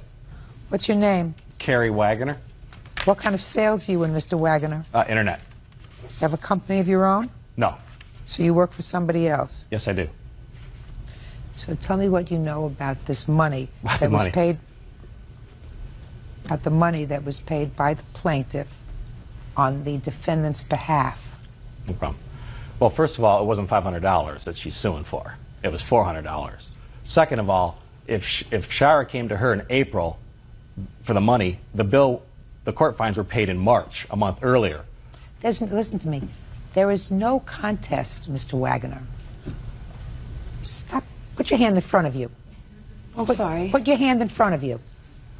There is no question, there's not an issue as to the fact that the money was paid by the plaintiff on the defendant's behalf, whether it was in March or April. So that doesn't make any difference. Do you understand? Sure. What else do you have to contribute? Well, the fact is that Christine came to Shira about her case because they had the same judge. She was paranoid that... She was paranoid. Were you present, Mr. Wagner? No, I was not. Then you may be seated, sir. Your Honor. Speak not, I'm reading. What is this motion to exclude defense witness? Is that her? Yes. Yes, I was her only witness. They were trying to have me impeached for whatever reason. Excluded? whatever. Not impeached, excluded. Yeah, that's the word. I'm sorry, my apologies. Did you ultimately testify? Yes. Yes, she did. And that statement in there does not, it's not for her. It's for a totally different witness on the plaintiff's side. Oh, yeah. Okay. Tell me about the case that you were convicted of, Miss Wilson. I threw a hairbrush at my boyfriend that he threw at me, and I was taken to jail for it, and I pled no contest. You threw at this boyfriend? Yes.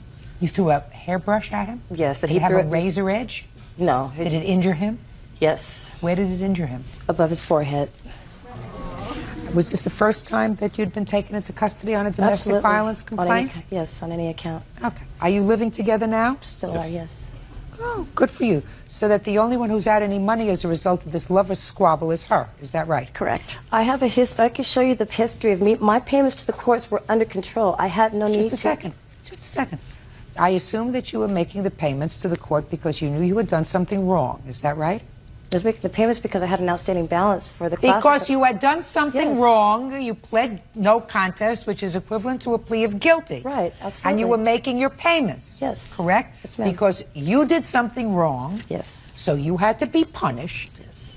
And you had to be punished by going to classes for which you had to pay, right? Correct. And in addition, pay certain court costs because you ate up the court's time with your nonsense, Yes, and you ma'am. got charged for that, Yes, right? ma'am. Right? Now, what kind of statement does it make, Miss Wilson, if somebody else is punished for you?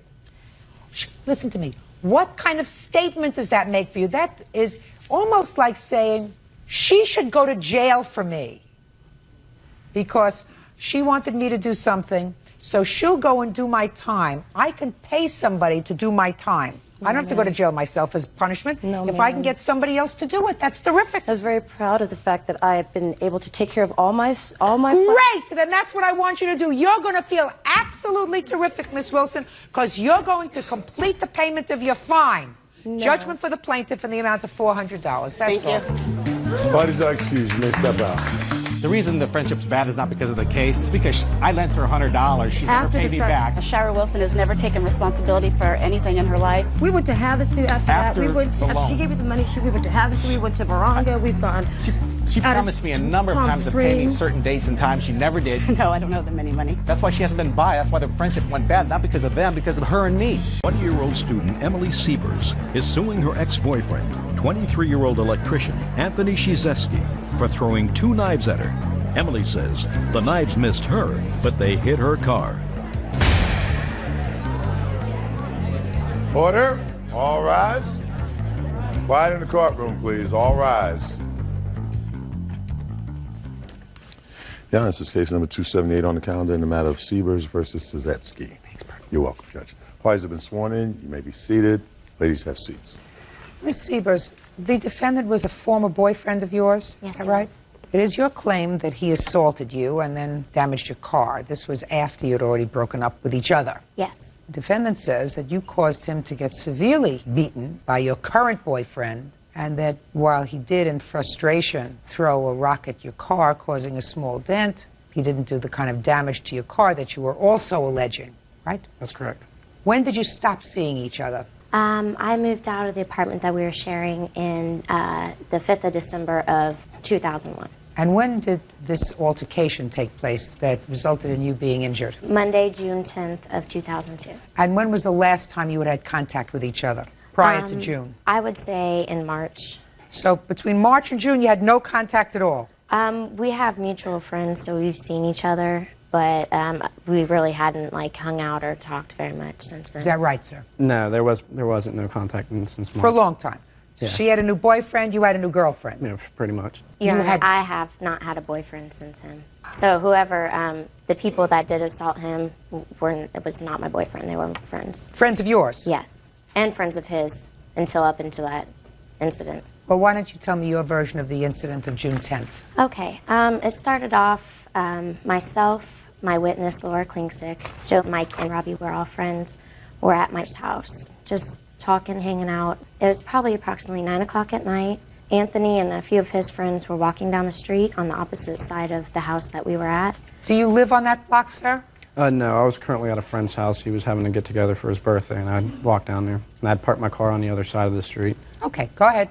JoJo had heard things that Anthony had allegedly said, and I guess had made them both mad at each other. When he came walking down the street with his friends, JoJo approached the end of the driveway. Tony walked across the street. Some words were said, and they began to fight. Did you cross over from one side of the street to the other side? I met the fellow in the middle of the street.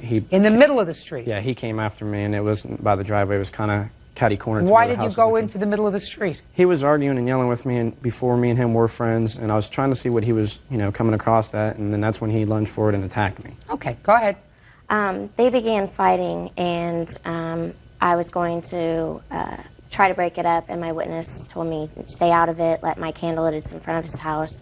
So I stepped back. I did let Mike go up and handle it. He broke it up, told both of them to, leave. At that point in time, I saw that Mike and Tony began to fight. And Mike and Tony? Yes. So the person that went over to try to break up the fight Yes. started to fight with the defendant? Because Anthony would not leave. What did he say, I'm not leaving? He just stood there. He wouldn't leave. So what did Mike do? I did not see who hit who first. Okay, so you didn't see. Mm-mm. Go ahead. But I did see them fighting. I went down there. I was screaming for them to stop. They were fighting very aggressively. Anthony got brought to the ground, and I saw that he was very badly hurt. He was bleeding. Where was the other fellow who had originally confronted the He was standing back. It was just Mike and Anthony fighting at that point in time. So what happened next? You went over and started to scream. I just screamed for them to stop. At that point in time, Mike did walk away. Anthony was on the ground. I went to help Anthony up. I saw Mike come back towards him. He kicked him, and at that point in time... Who kicked who? Mike kicked Anthony while he was on the ground. Yes. At that point in time, Mike walked away. I did grab Anthony's arms to help him up, getting blood head to toe on myself.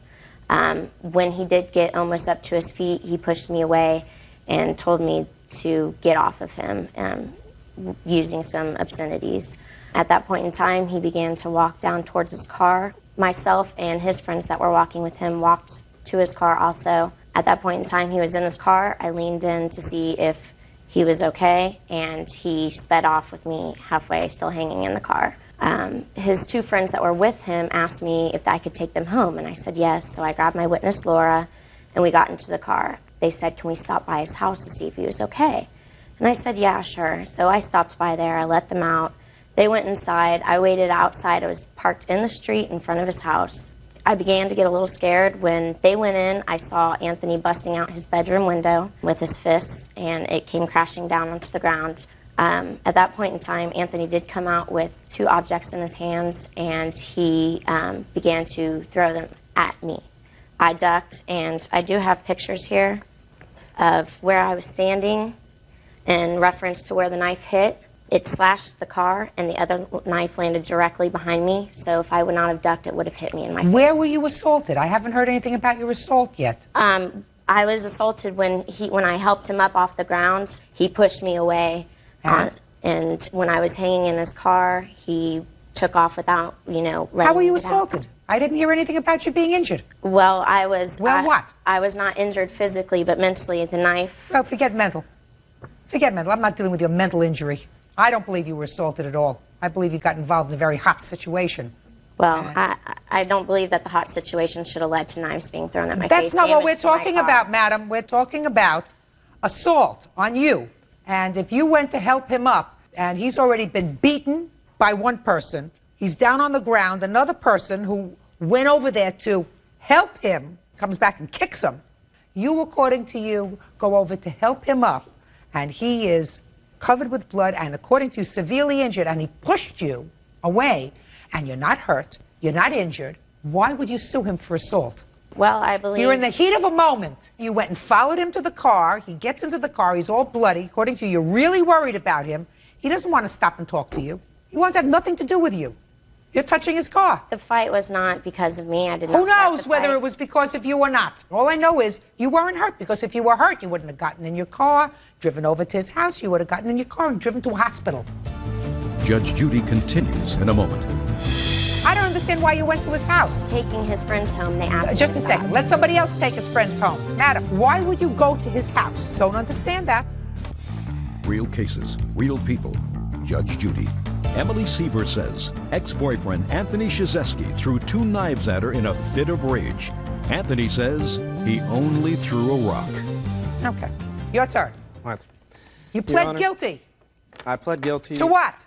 To throwing a rock at her car. And you did throw a rock at her car. I did throw a rock When? at her car out of frustration. At the time, she did pull up to my house. She was blocking my driveway, would not let me leave. I needed to go to the hospital.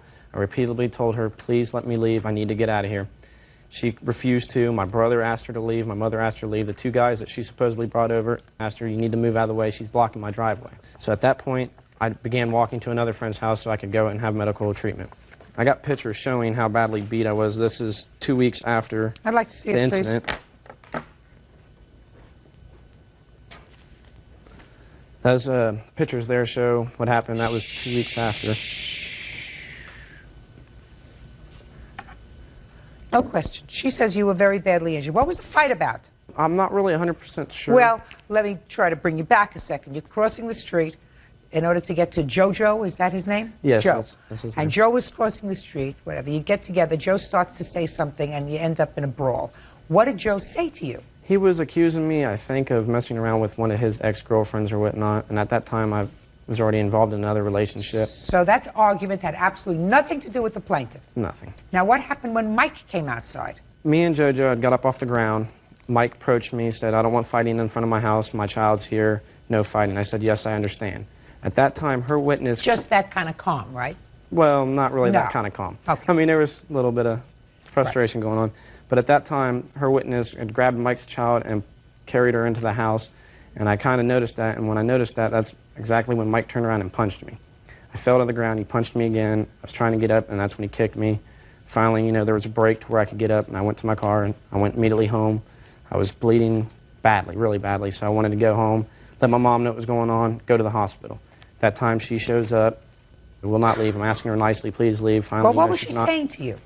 I couldn't really make out what she was saying. I mean, at that time, I mean, I was so badly kicked and punched. I mean, my face was swollen. I couldn't even make out objects to really see. I mean, I just know she was there. I asked her to leave. There was no reason for her to be there. Well, when you said to her, I'm asking you to leave, you didn't say, would you please leave? No, You I said- didn't say it like Yeah, I that. mean- I was being... Well, you said, get out of here, you cursed, whatever else. Yes, Your Honor. And she did not leave. No, she denied to. She said, no, she's not leaving. She's staying there. You know No, what I that mean? doesn't sound right. It doesn't sound like she would say, I'm not leaving, I'm just staying here. Well, I mean, I don't know Go if ahead, that's... what? Okay, I have a witness that can justify that the only time he asked us to leave was after he threw the knives at me, and the only reason why I would not leave after he threw the knives was because I had already called the police. I don't understand why you went to his house. Madam. Taking his friends home, they asked me Just to a stop. second. Let somebody else take his friends home. I don't understand why you, who just told me you were assaulted twice, once when he knocked you over, when he pushed you away, once when he sped off and you were hanging onto the car, why in the world didn't you just mind your own business? Why would you go to his house? Don't understand that. Well, I was sitting out in the street. I didn't believe that. Why anything would you happen. go to his house? To drop off his friends to make sure that they Why were would okay. you get involved? Who does he live with? He lives with his mom. Oh, okay. His mother can take care of him. She took care of him from the time he was born. What did you go to his house for? I also wanted to make sure he was okay. I was waiting for his friends Call to come his out. house. He did not have a phone. His mother doesn't have a phone? Mm-mm. I don't believe that. I believe that's a lot of who shot John. I mean, she had a cell phone, but I did not know the number. Listen carefully to me.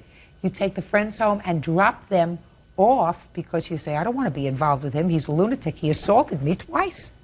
Why would I go and sit in front of his driveway? It was a spur of the moment thinking. It was Spur of the moment. It I'm was a a spur of the stupid- moment girl. Listen, let me see the car and let me see the estimate.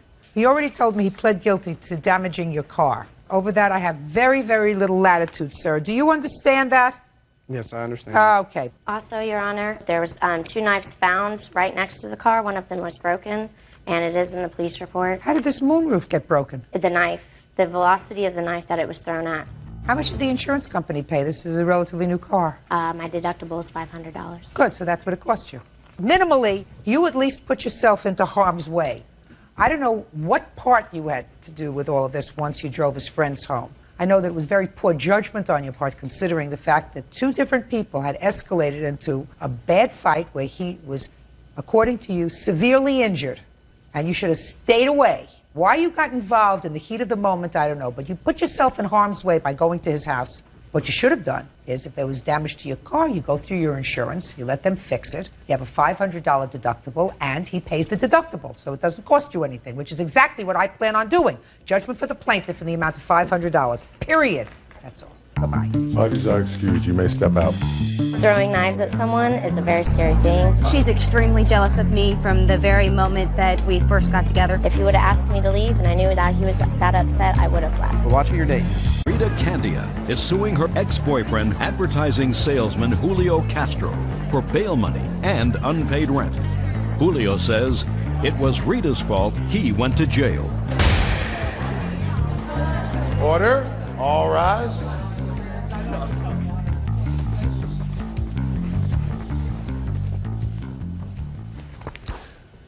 Yeah, this is case number 460 on the calendar in the matter of Candia versus Castro. Parties have been sworn in, Judge. You may be seated. Ms. Candia, the defendant is your former boyfriend. You lived together for a period of time, and you have a child together. Yes. You don't live together anymore, and according to your complaint, he owes you for bail money. He had been arrested on a domestic violence complaint. I assume you were the victim in that domestic violence complaint. Yes. And in addition to that, you want him to pay his portion of the remainder of the lease on the apartment that you live in, despite the fact that you put him out of the house. You say he's responsible for it, he's on the lease, he should pay. When was he arrested for domestic violence? On November 16th. What were the circumstances of his arrest? We went to a wedding. It was Julio and my daughter and myself. How old's your daughter? She's a year and a half. Okay. And Julio was drinking quite a bit. I asked him to slow down, but he chose not to. He got pretty intoxicated. He got to the point where he wasn't really coordinated in his walk, so we left, and he started to get belligerent in the car. So you were driving and he was in the passenger seat? I have a van, so he was in the back with the baby in the car seat. What was he doing in the back? He was yelling a lot of names at me, getting really nasty. Yes. And I was concerned about my daughter. She was awake and she saw him acting this way. And I told him to stop. He wouldn't, so I told him to get out of the car. I pulled over, told him to get out. First he refused, and then he got out. And then I realized that we were on a busy street. It was in San Francisco. And knowing that he was not walking right, I didn't want him to get hit by a car, so I came out of the car and I asked him to be respectful to me, and I would, drive him home and stuff like that. And he kept arguing with me, and it turned violent at that point. What do you mean it turned violent? What happened? Well, he started to urinate on a tree. And on a busy street in San Francisco? Mm-hmm. Sounds charming. And I guess he thought it was funny. He started to urinate on my shoe. Well, he thought it was funny again. Yeah. He started to urinate on my shoe, and I kind of pushed him away. But I guess he thought I was attacking him, and he just started basically hitting me. And somebody called the police? Those 3 ladies in a car were honking the horn at him to stop. And they must have called the police? Mm-hmm. And they came and they arrested you. Is that right, sir? Yes. Perfect! Exactly what should have happened, right? Yes. You don't think anything else should have happened, right? No. You were drunk. You were abusive. You were urinating in public. You were hitting her, pushing her. So you should have been arrested, right? Yes, Your Honor, but may I? Sure. I want to hear you. We have a commitment. We make a commitment to each other. No, you didn't. What kind of commitment do you have? Well, if I drink, she drives, and if she... Oh, I thought you were talking about a marriage commitment, No, sir. no. Oh, no. You have a commitment that if you drink, she drives.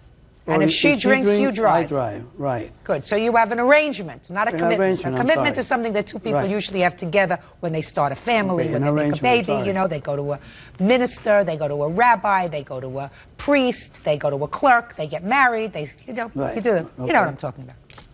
So an arrangement. You had an arrangement. Right. The arrangement was when you drink, she drives you home. So I'm listening. I'm waiting. Let me hear you. We had similar circumstances when she drinks. She gets I'm not violent. interested in similar circumstances. Okay. Did she ever urinate on your foot? She did worse than that, Your Honor. I don't want to know. But I'm not that. here for that, right. I want you to tell me what happened that day Okay. that in any way minimizes your fault, your culpability?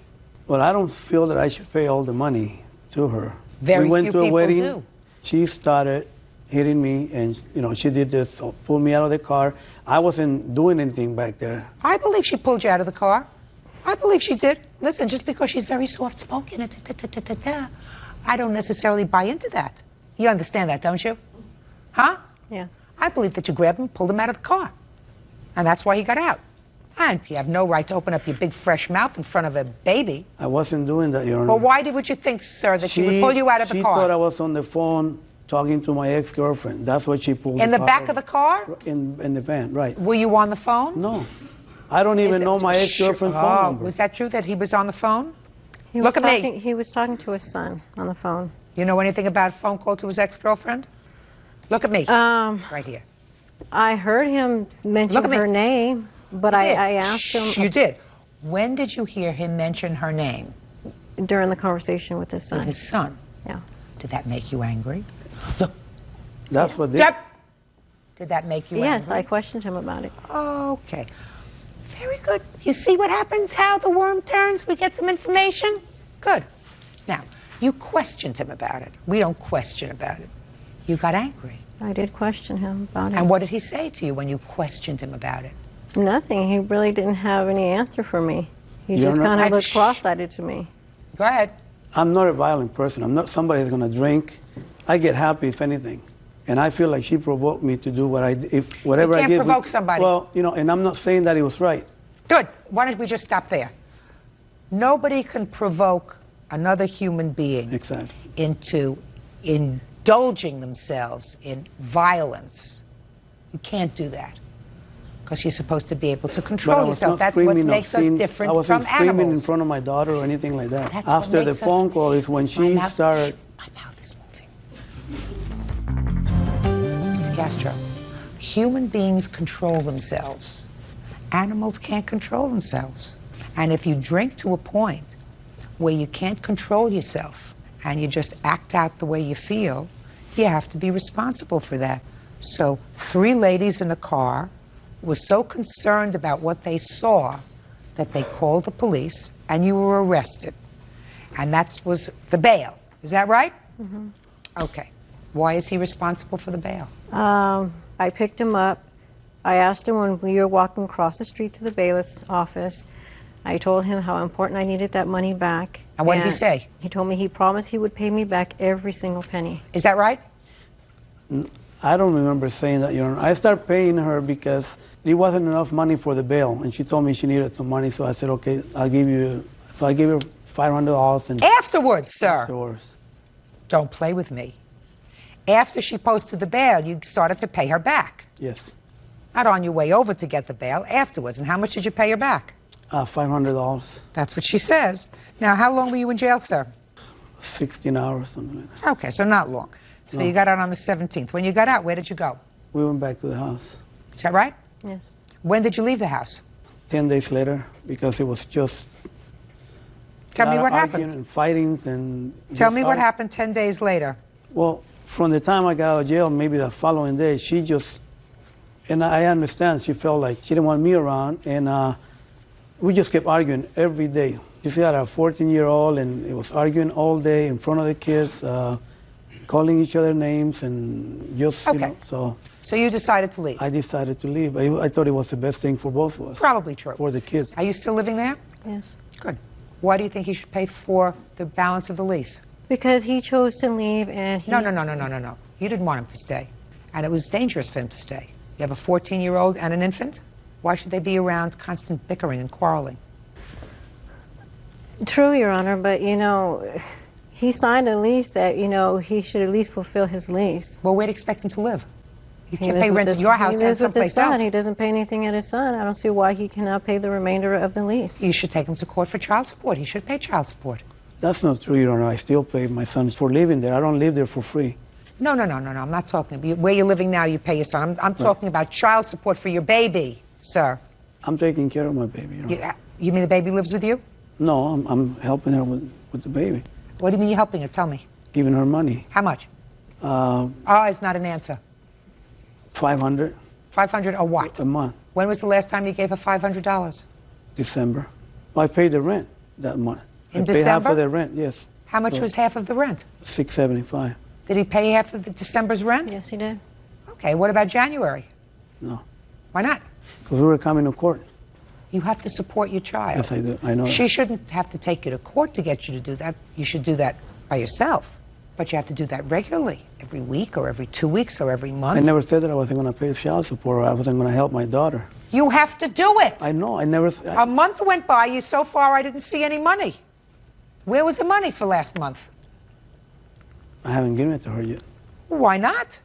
Well, I was waiting for the court. What do you mean you were waiting? Child has to eat, right? Well, she eats all the time. I still go over there and. Mr. Castro, I still Mr. go Castro, to Safeway and what get you're her supposed food. to do and is take care of your responsibilities. Do you understand? I think I do take care. Well, of it. you didn't. A, you didn't take care of your bail. You paid $500, and the bail, according to the plaintiff, was $3,500, leaving a balance of $3,000. Is that right? Yes. Let me see the paperwork. So that's not taking care of your responsibility. It's your bail. You acted badly. You failed to control yourself. It's not her bail, it's yours. And you said you would pay her back. And you did give her $500, but then you stopped. I want to know why you stopped. And you have no answer for that? Is this the first time you were arrested for domestic violence, sir? Yes, ma'am. First time you were arrested? No. When was the last time you were arrested? 1991. Were you ever incarcerated? No. What happened with this case? He was dismissed. I was supposed to go to court the following Wednesday, and when I showed up for court, they said that the case was dismissed. Okay. $3,000 he owes you. I don't think he's responsible for the rest of the rent. I think, however, he is responsible for child support. You live there with your 2 children? You have 2 children? Yes. Do you get child support for your 14-year-old son? No. Why not? His father's deceased. So does he get Social Security? No. He's been deceased since I was 7 months pregnant, so I was very young. I did not do anything about it. Judge Judy continues in a moment. And later today, She gave up her business to come and volunteer with yours for nothing? She had her own business. You mean to tell me she gave it up? She wasn't in love with you. real cases, real people. Judge Judy. Rita Candia says during a night out, ex-boyfriend Julio Castro became drunk and belligerent. You have to start to pay some child support, Mr. Castro. I don't have a problem with that, Your Honor. Very good. How much are you going to pay her? We talked about between $500 and $600. When was the last time you talked about it? Maybe about a month ago, 3 weeks ago. How much money did he give you last month? Nothing. Is that right, Mr. He just Castro? gave me maybe diapers. Right.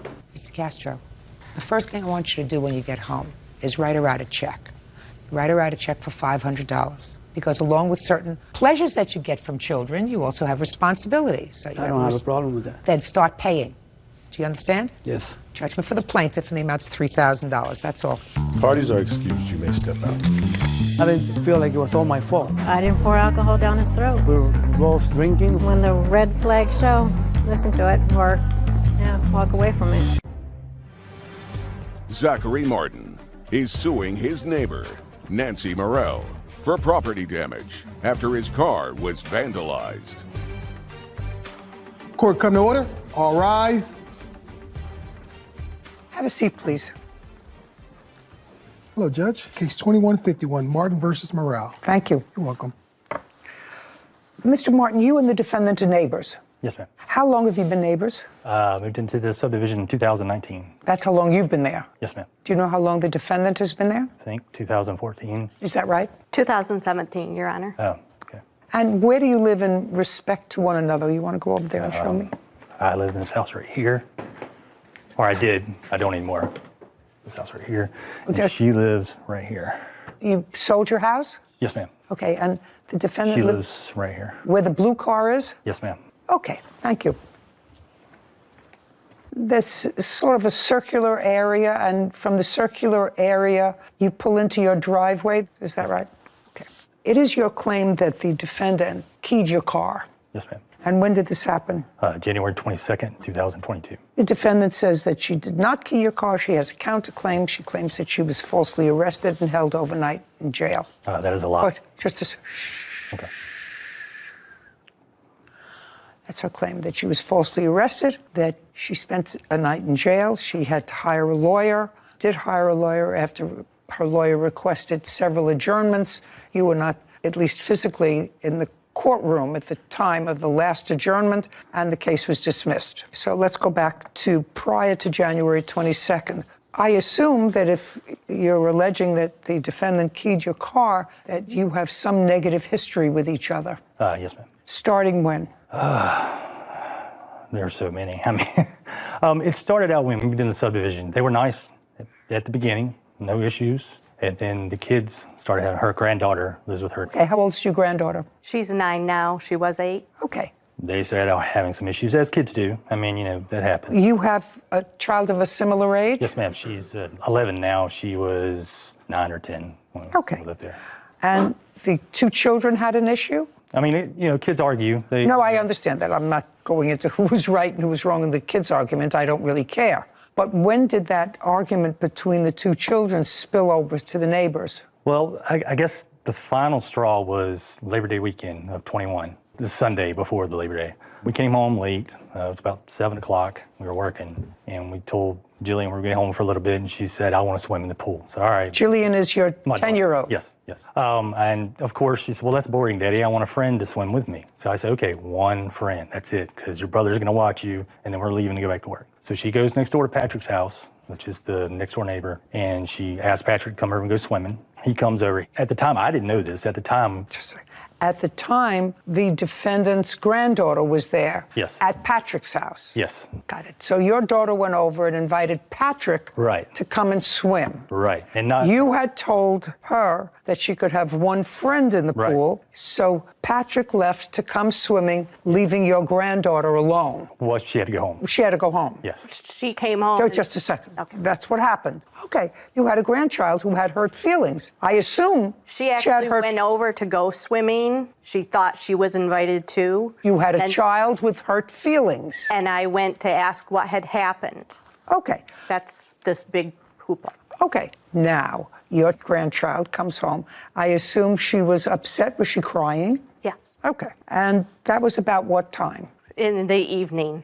I honestly can't remember. Okay. And when she came home crying, tell me what you did. Went out and, honey, what's wrong? What did you do? Are you okay? Yes, and she told you what happened. She said, I went over to Jillian's. She invited us swimming. And when I got there, her dad said only 1 person could swim. Okay. So she came home. Okay, and what did you do next? That's not what happened. I talked to her, calmed her down, and I went over and said, hey. You know, just a second. You walked from your house, where the blue car is. Yep, around the corner. Did you take your granddaughter with you? No, ma'am. Okay. She's lying. And what? Shh. If you do that again, I'm just going to dismiss your case. Do you understand that? And you know, it's easy. I got it. This isn't my case. It's your case. I know.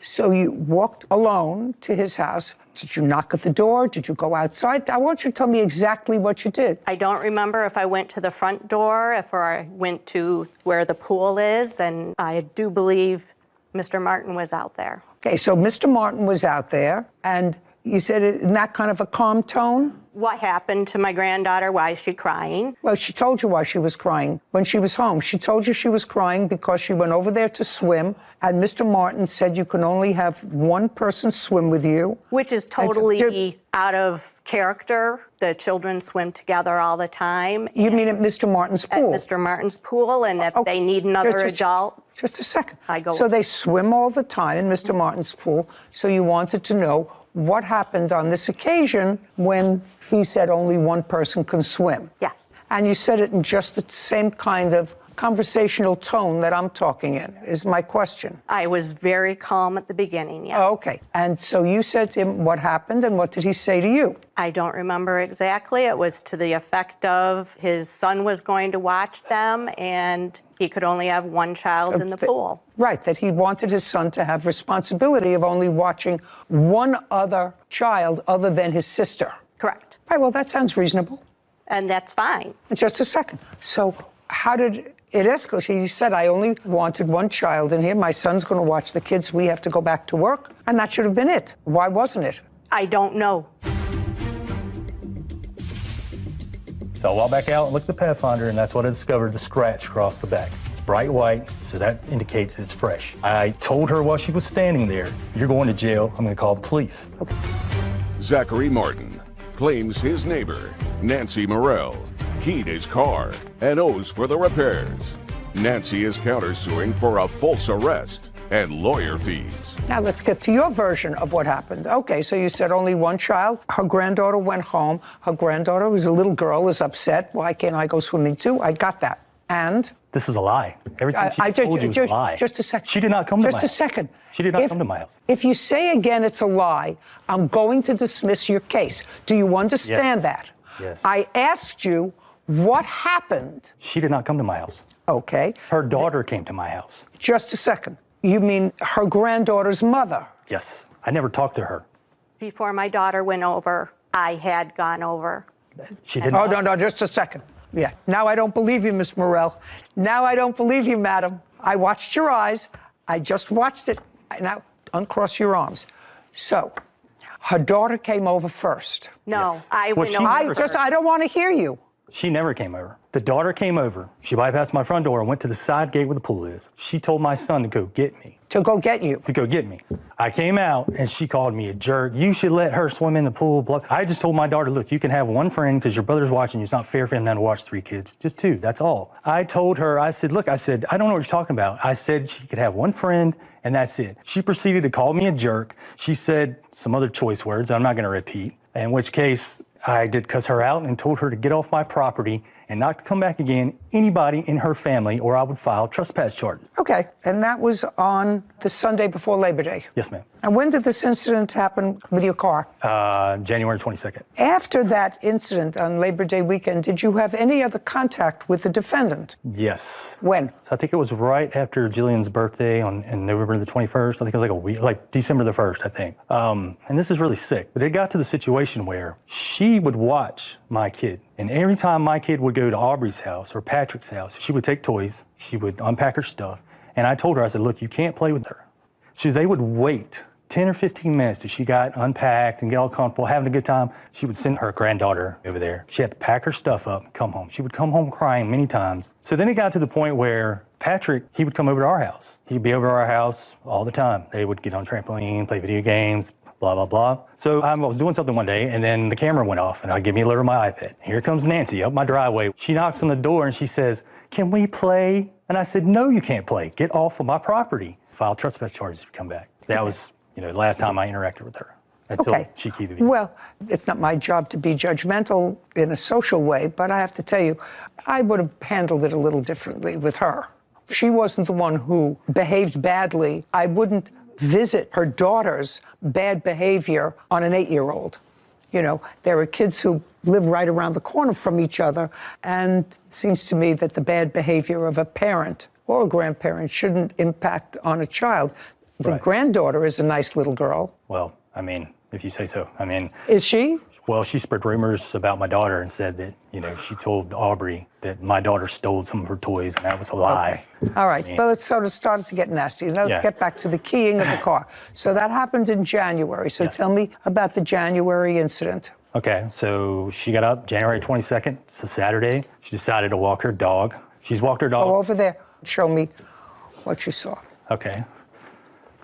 So she decided to walk her dog, and so she walks up the sidewalk. Well, you didn't see that. No, not right here. No, you didn't see that. When she gets about right here, which is Patrick's house, the mailbox is right here, you can see in the video. That's when the cameras detect motion. That's when I get the alert. So I see her walking the dog, and she's walked her dog past my house many times, but never gotten that close to my vehicle. So immediately I thought something. Where was your car? My car is parked right here. In the driveway? Yes, ma'am. So she walks the dogs, and she is right beside the view. You can see in the video, you can see her right hand go up. So I immediately run out of the house. I have a truck parked right here. I looked at my truck. I thought maybe she did something to the truck. I looked at it, didn't see anything. I went back outside and I said, well, wait a minute, let me go back outside and look at the Pathfinder. So I walked back out and looked at the Pathfinder, and that's what I discovered, the scratch across the back. It's bright white, so that indicates it's fresh. I told her while she was standing there, you're going to jail, I'm going to call the police. Okay, step back. When you said to her, you're going to jail, I'm going to call the police, did she respond? I don't think so, no. Okay, now I'd like to see the video. Okay. You can see as her hand goes up right there.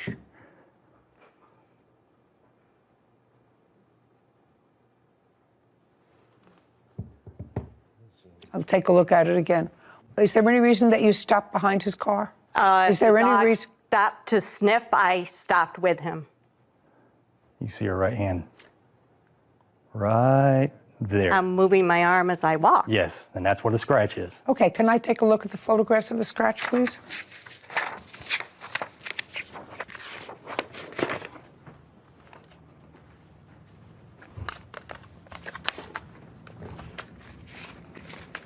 Okay, so based upon what you saw, you called the police. And based upon that, the police came, interviewed you, and viewed this tape. Actually, I had contacted the police after he had yelled at me. He's a little incorrect. Could I show you where? Sure. I did walk my dog around here. His cars impede the sidewalk, so I moved. And I had completed my whole route over to about here, and he did indeed come out and yell at me. I caught a few words of it, said I'm walking my dog, waved my arms, and continued on. That's not the first time he has yelled at me as I've been walking, and I went home and I filed an incident report, and I do have that. Just a second. The second time I've been walking and he's come out and yelled at me, it's very unnerving. That's a lie. We're very far. Sorry. It's going to cost you getting your car fixed. It's something you don't understand. I have it. Something you don't understand. I'm allowing both of you to tell me your sides of the story. You can't say that's a lie. Do you understand? Yes, I'm ma'am. not cutting you off. I let you tell me your story, sir. I let you tell me what happened, and I want to give the defendant the same opportunity. You can't interrupt her. Now you understand that? Yes, ma'am. Okay? I will tell you what I don't understand, Miss Morell. You see, if I had got into a kerfuffle with him, which you had, because he said you and your granddaughter, which I actually think was socially wrong with regard to your granddaughter, but with regard to you, he doesn't want you there, right? I wouldn't walk up a cul-de-sac to go past his house. If it were me, I see plenty of space where you can walk. You can cross the street from your house and walk in the street the other way. And then when you come back, you can walk the other way. You don't have to go inside that cul-de-sac to walk anywhere near his house. That's looking for trouble. Can I just say something? About what? The trend that another gentleman, he tried to accuse of trashing his car. Are you her husband? Yes, ma'am. Okay, I'm going to let you stand up now, and you're going to show me where he accused somebody else of keying his car in the back in January. Show me. Zachary Martin is accusing his neighbor, Nancy Morell, of keying his car. Nancy is countersuing for a false arrest and lawyer fees. So you have a counterclaim, and your counterclaim is for false arrest. He didn't arrest you. The police arrested you. And the police arrested you based upon what they believed, after looking at that video, was probable cause that a crime was committed and probable cause to believe you participated in the commission of that crime, which is vandalism. He didn't make a citizen's arrest. The police made an arrest. And not only did they make an arrest, but they were serious enough to have you get a lawyer.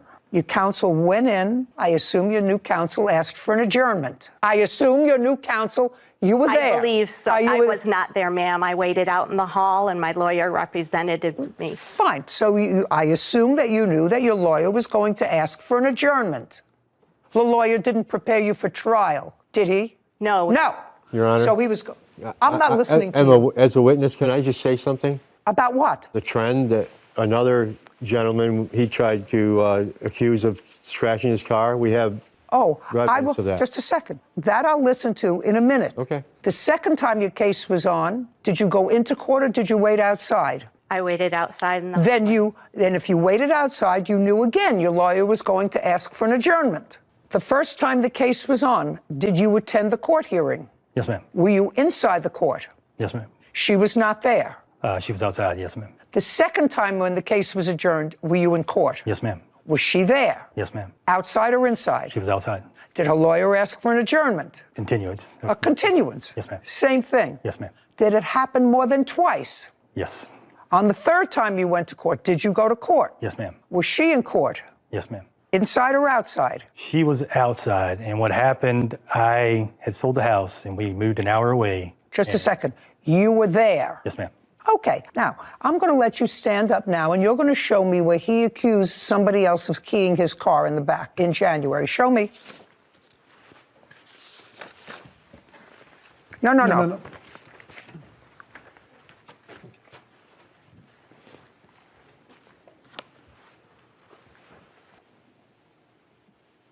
Well, this says that on January 18th, which was 4 days before this incident, you reported another vandalism to a Nissan Titan. Yes, ma'am. Is that the car that you saw her key or believe she keyed? No, ma'am, that's a different vehicle. That's what I thought. That's a different vehicle. That has nothing to do with this car. Well, the gentleman that he accused of, he didn't even have arrested or didn't want to press charges. Just a second. Okay, so now I'm going to let you stand up, and I'm going to give you my end of the riot act. Because if this is what you're deluding yourself with, I'm going to tell you. He didn't have video of anybody on the 18th around his car. In your wife's case, sir, he had prior experience with her. She had no business walking right in front of the house when there are plenty of other places to walk. If they are not on great terms, he had every right to call the police, show them the video, and they had every right to arrest her. Do you understand that? I understand that, but Good. that doesn't This has prove nothing. that she scratched the vehicle. That doesn't prove that. Just a second. That's what a trial is for, sir. That was up to a jury. What your wife is suing him for is for false arrest. He didn't arrest her. The police arrested her. Now sit. May I see the invoice? Have you had the car fixed? Yes, ma'am. I have an estimate, and I also have the police report. I'd like to see both. I'd like to see both.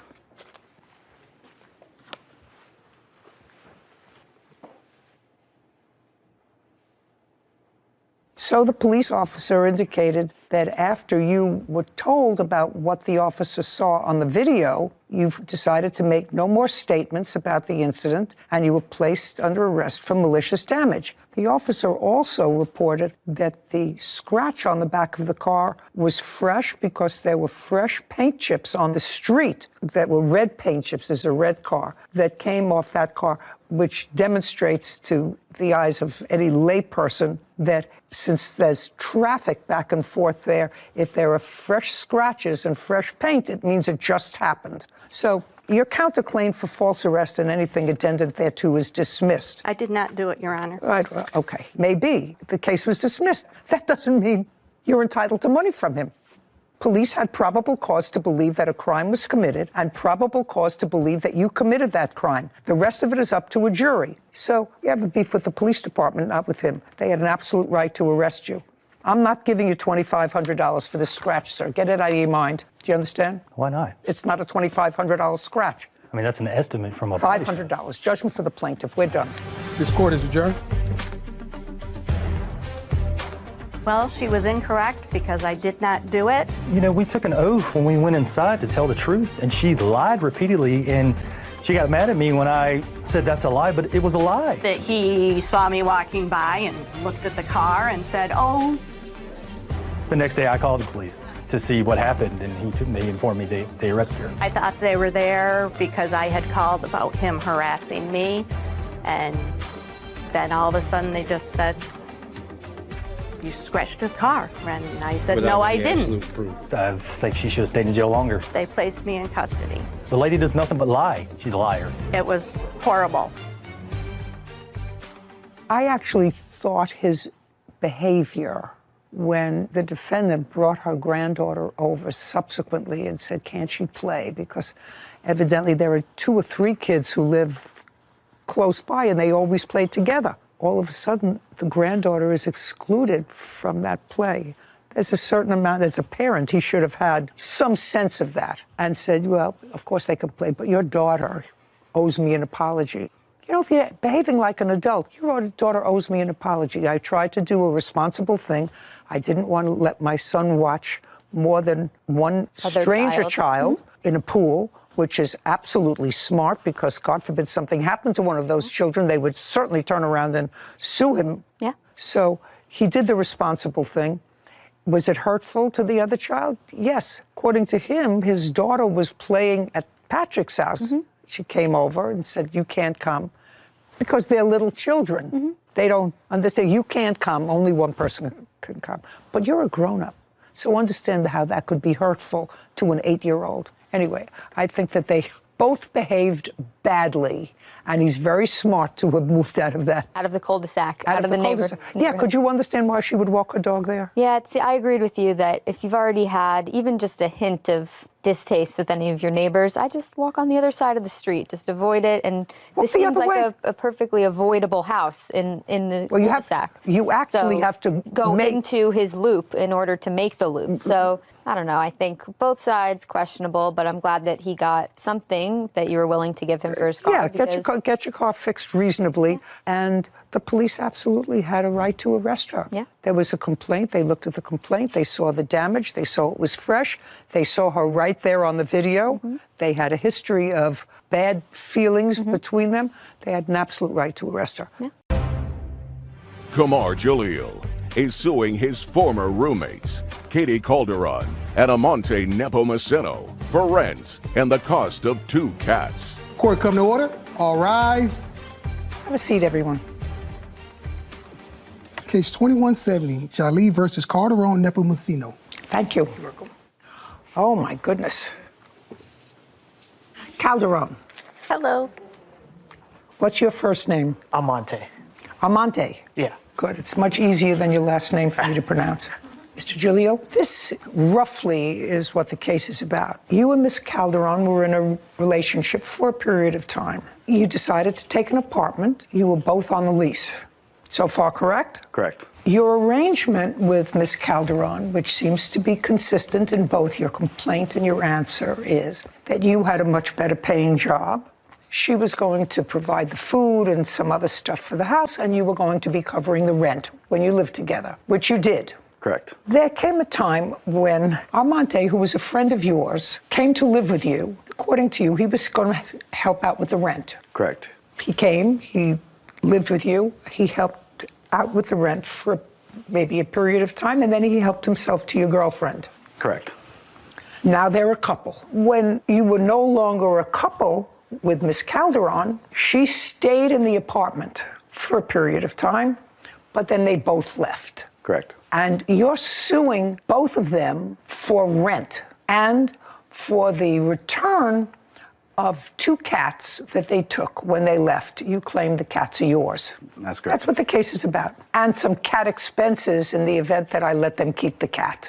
Cats. 2 cats. So when did you and Miss Calderon sign a lease together? We signed the lease together at the end of July with the landlord present. July of 2022? July of 2021. Correct. And it was for a year? Correct. And you had a job working for whom, sir? I worked for a company called Steris. What do they do? They provide medical equipment to hospitals all over the world. How long have you been working for them? I'm going to have 8 years under my belt this year. And when you moved into the apartment in July of 2021, what kind of work was Miss Calderon doing? At the time, she was working at an animal hotel. It was a pet daycare boarding facility. Okay. Were you an hourly employee? I was an hourly employee. And I am correct that when you moved in July, your arrangement was that you were going to pay the rent. That was the arrangement. Correct. When did Armante come to live with you? About August to... That's right. Correct. Shh. He... Just... Amante was going to be our 3rd roommate. You mean 1, 2, 3? Correct. Well, you're not roommates, really. You and the defendant, Miss Calderon, were not roommates. You shared a room. We shared a room, and Armante was going to live where? In another room. And what was your arrangement with Armante with regard to paying rent? We would split the rent 3 ways. Is that correct? Yes. And how much was your share of the rent? I would say approximately $927. How long did you live there? I was there when they signed the lease. I watched it all happen when they signed the lease. I came in, they signed everything. Well, you didn't sign the lease. I did not. But you were there from the beginning? Yes. And it was your agreement with the plaintiff that you would pay 1/3 of the rent? Yes. Great. We asked the landlord Okay, too. so, hey, try not to hold each other's hands. Let's do the coochie someplace else. So you agreed with the plaintiff that despite the fact that you were not on the lease, you were going to assume the responsibility of a third of the rent, $927. Yes. So you moved in July, August, September, October, November, December, January, February, March. You left in April? Yeah. So you were there for 9 months? Yes. Did you pay rent for the 9 months? Yes, ma'am. Is that correct? He paid rent for about the 7.5 months. Okay. And then you left? Yes. Why did you leave?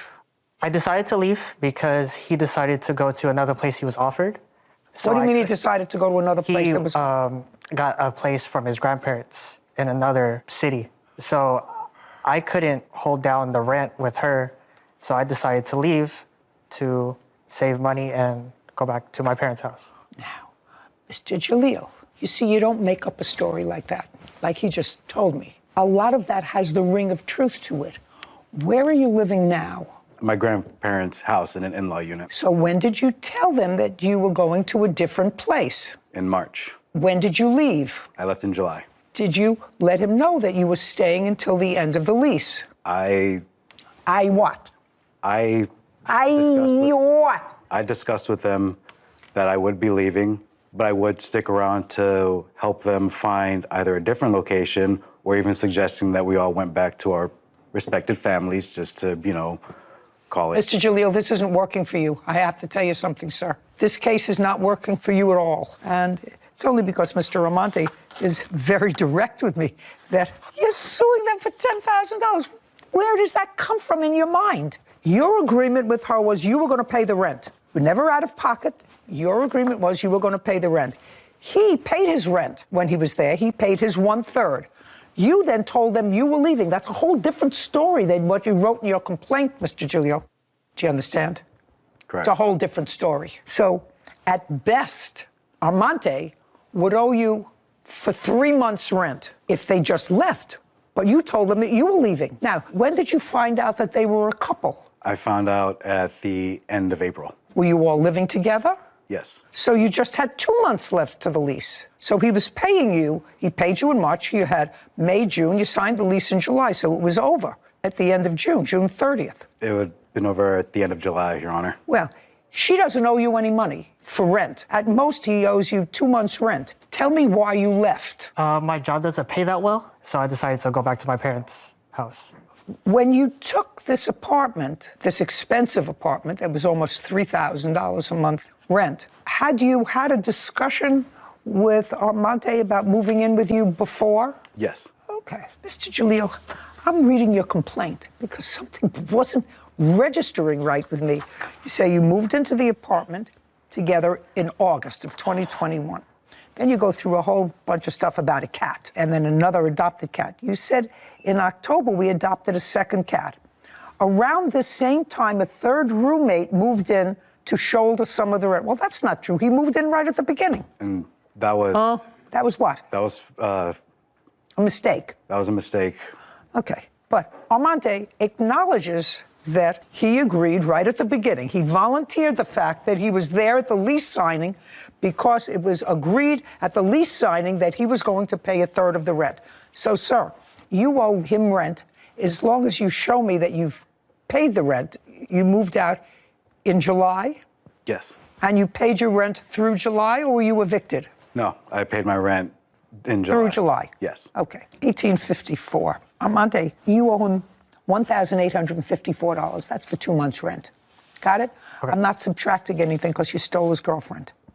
That's fair.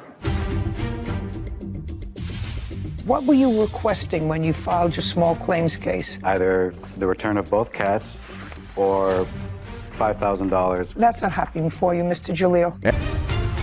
Kamar Jalil claims his former roommates, Katie Calderon and Amante Nepomuceno, are wrongfully keeping his cats and owe him rent money. Now let's deal with the issue with the cats. She doesn't owe you any rent. That was not your agreement with her. You moved out in July. August, September, October, November, December. 5 months ago, she's had both cats, right? Correct. She says they're her cats. When did you first file a small claims case? September of 2022. What were you requesting when you filed your small claims case? Be careful. I was requesting either the return of both cats or $5,000, which was the accumulated expense of not just the cats, but also the expenses of her dogs as well. So any animal expenses for the time. That's not happening for you, Mr. Jalil. When the cats were either registered or went to the vet, whose name is on the sheet as owner? I believe it was Miss Calderon. Is that correct? That's correct. And she owns the cats, and she's had them for the last 5 months. I suggest that you go and adopt 2 more if you want some more cats. Do you understand? Yes. You were living together as a couple. However, your friend Armante has to pay you for the couple of months' rent that he didn't, because he says, not you, he volunteered that was your agreement from the very beginning. So he owes you $1,854. We're finished. Thank you very much. This court is adjourned. I think he's just kind of butthurt that I moved on. At least now I can put everything behind me and say that I did try. I didn't think it would escalate this far. All you can do in a situation like this is just you learn from it and you move on. The heart wants what the heart wants. This is what it is. It's life. I find fascinating, Sarah, that people will write and or be assisted in writing a complaint and an answer, but they read it over. This man is an intelligent man. He has a serious job for 8 years. First of all, he was suing for $10,000. Come up with that money. $5,000 for the cat's expenses, ridiculous. But his complaint had really nothing to, even the timeline. As your clerk, I know that is a pet peeve of yours when I don't understand they it. don't You know, match up. if you're going to tell a lie, at least tell a consistent lie. Right. I think the right thing happened. I think the defendant friend admitted himself that he owed the rent, and that was great, even though he probably should have just kept his mouth shut. But I'm not said I was there when the lease was signed. This was always our agreement. Yeah. I was going to be the but third. he was one. honest, which we always appreciate, and so I think the right thing. So I think he needs to, like you say, put a period, move on. Move on. Anyway.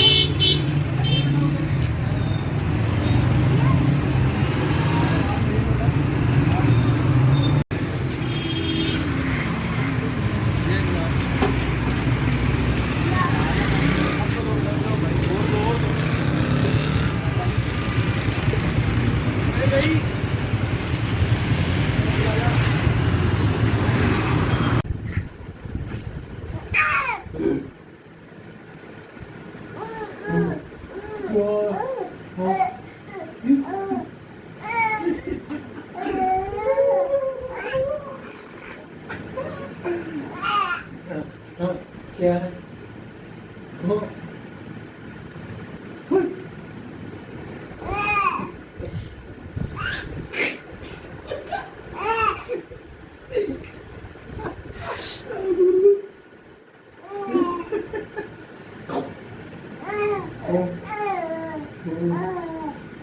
자.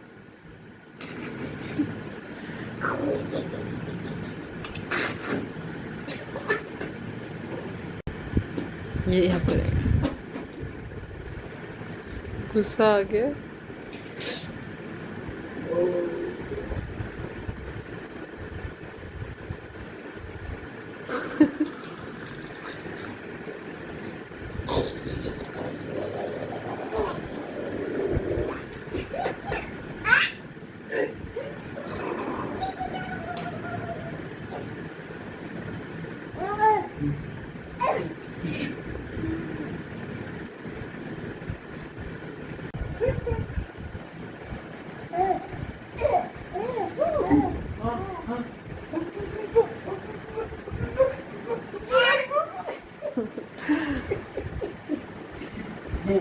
दोनों पास कर जो हैं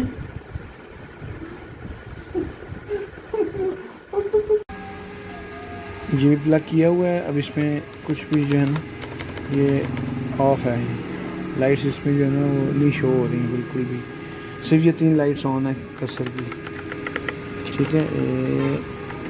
ये देखें, ये सिर्फ ये on है, बाकी IQ मैंने ऑन किया हुआ है, इसमें कोई डिटेक्शन वगैरह नहीं दे रहा, कुछ भी ऑप्शन नहीं आ रहा इसमें। तो मैंने ऑफ किया है, फिर ऑन किया है,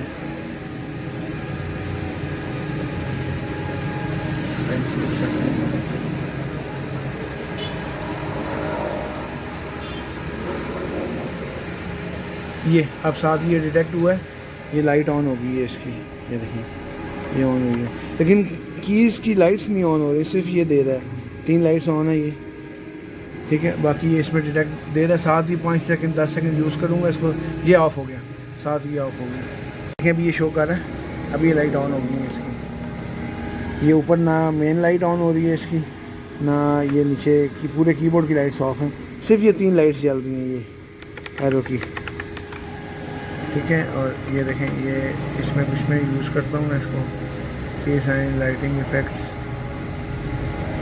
या तो इसकी सेटिंग करनी है या शॉर्ट है, क्या चक्कर है मुझे आइडिया नहीं हो रहा इसका। काइंडली अगर आप कुछ कर सकते हैं तो मुझे बताएं, अगर लाना पड़ेगा उधर तो ले आता हूँ।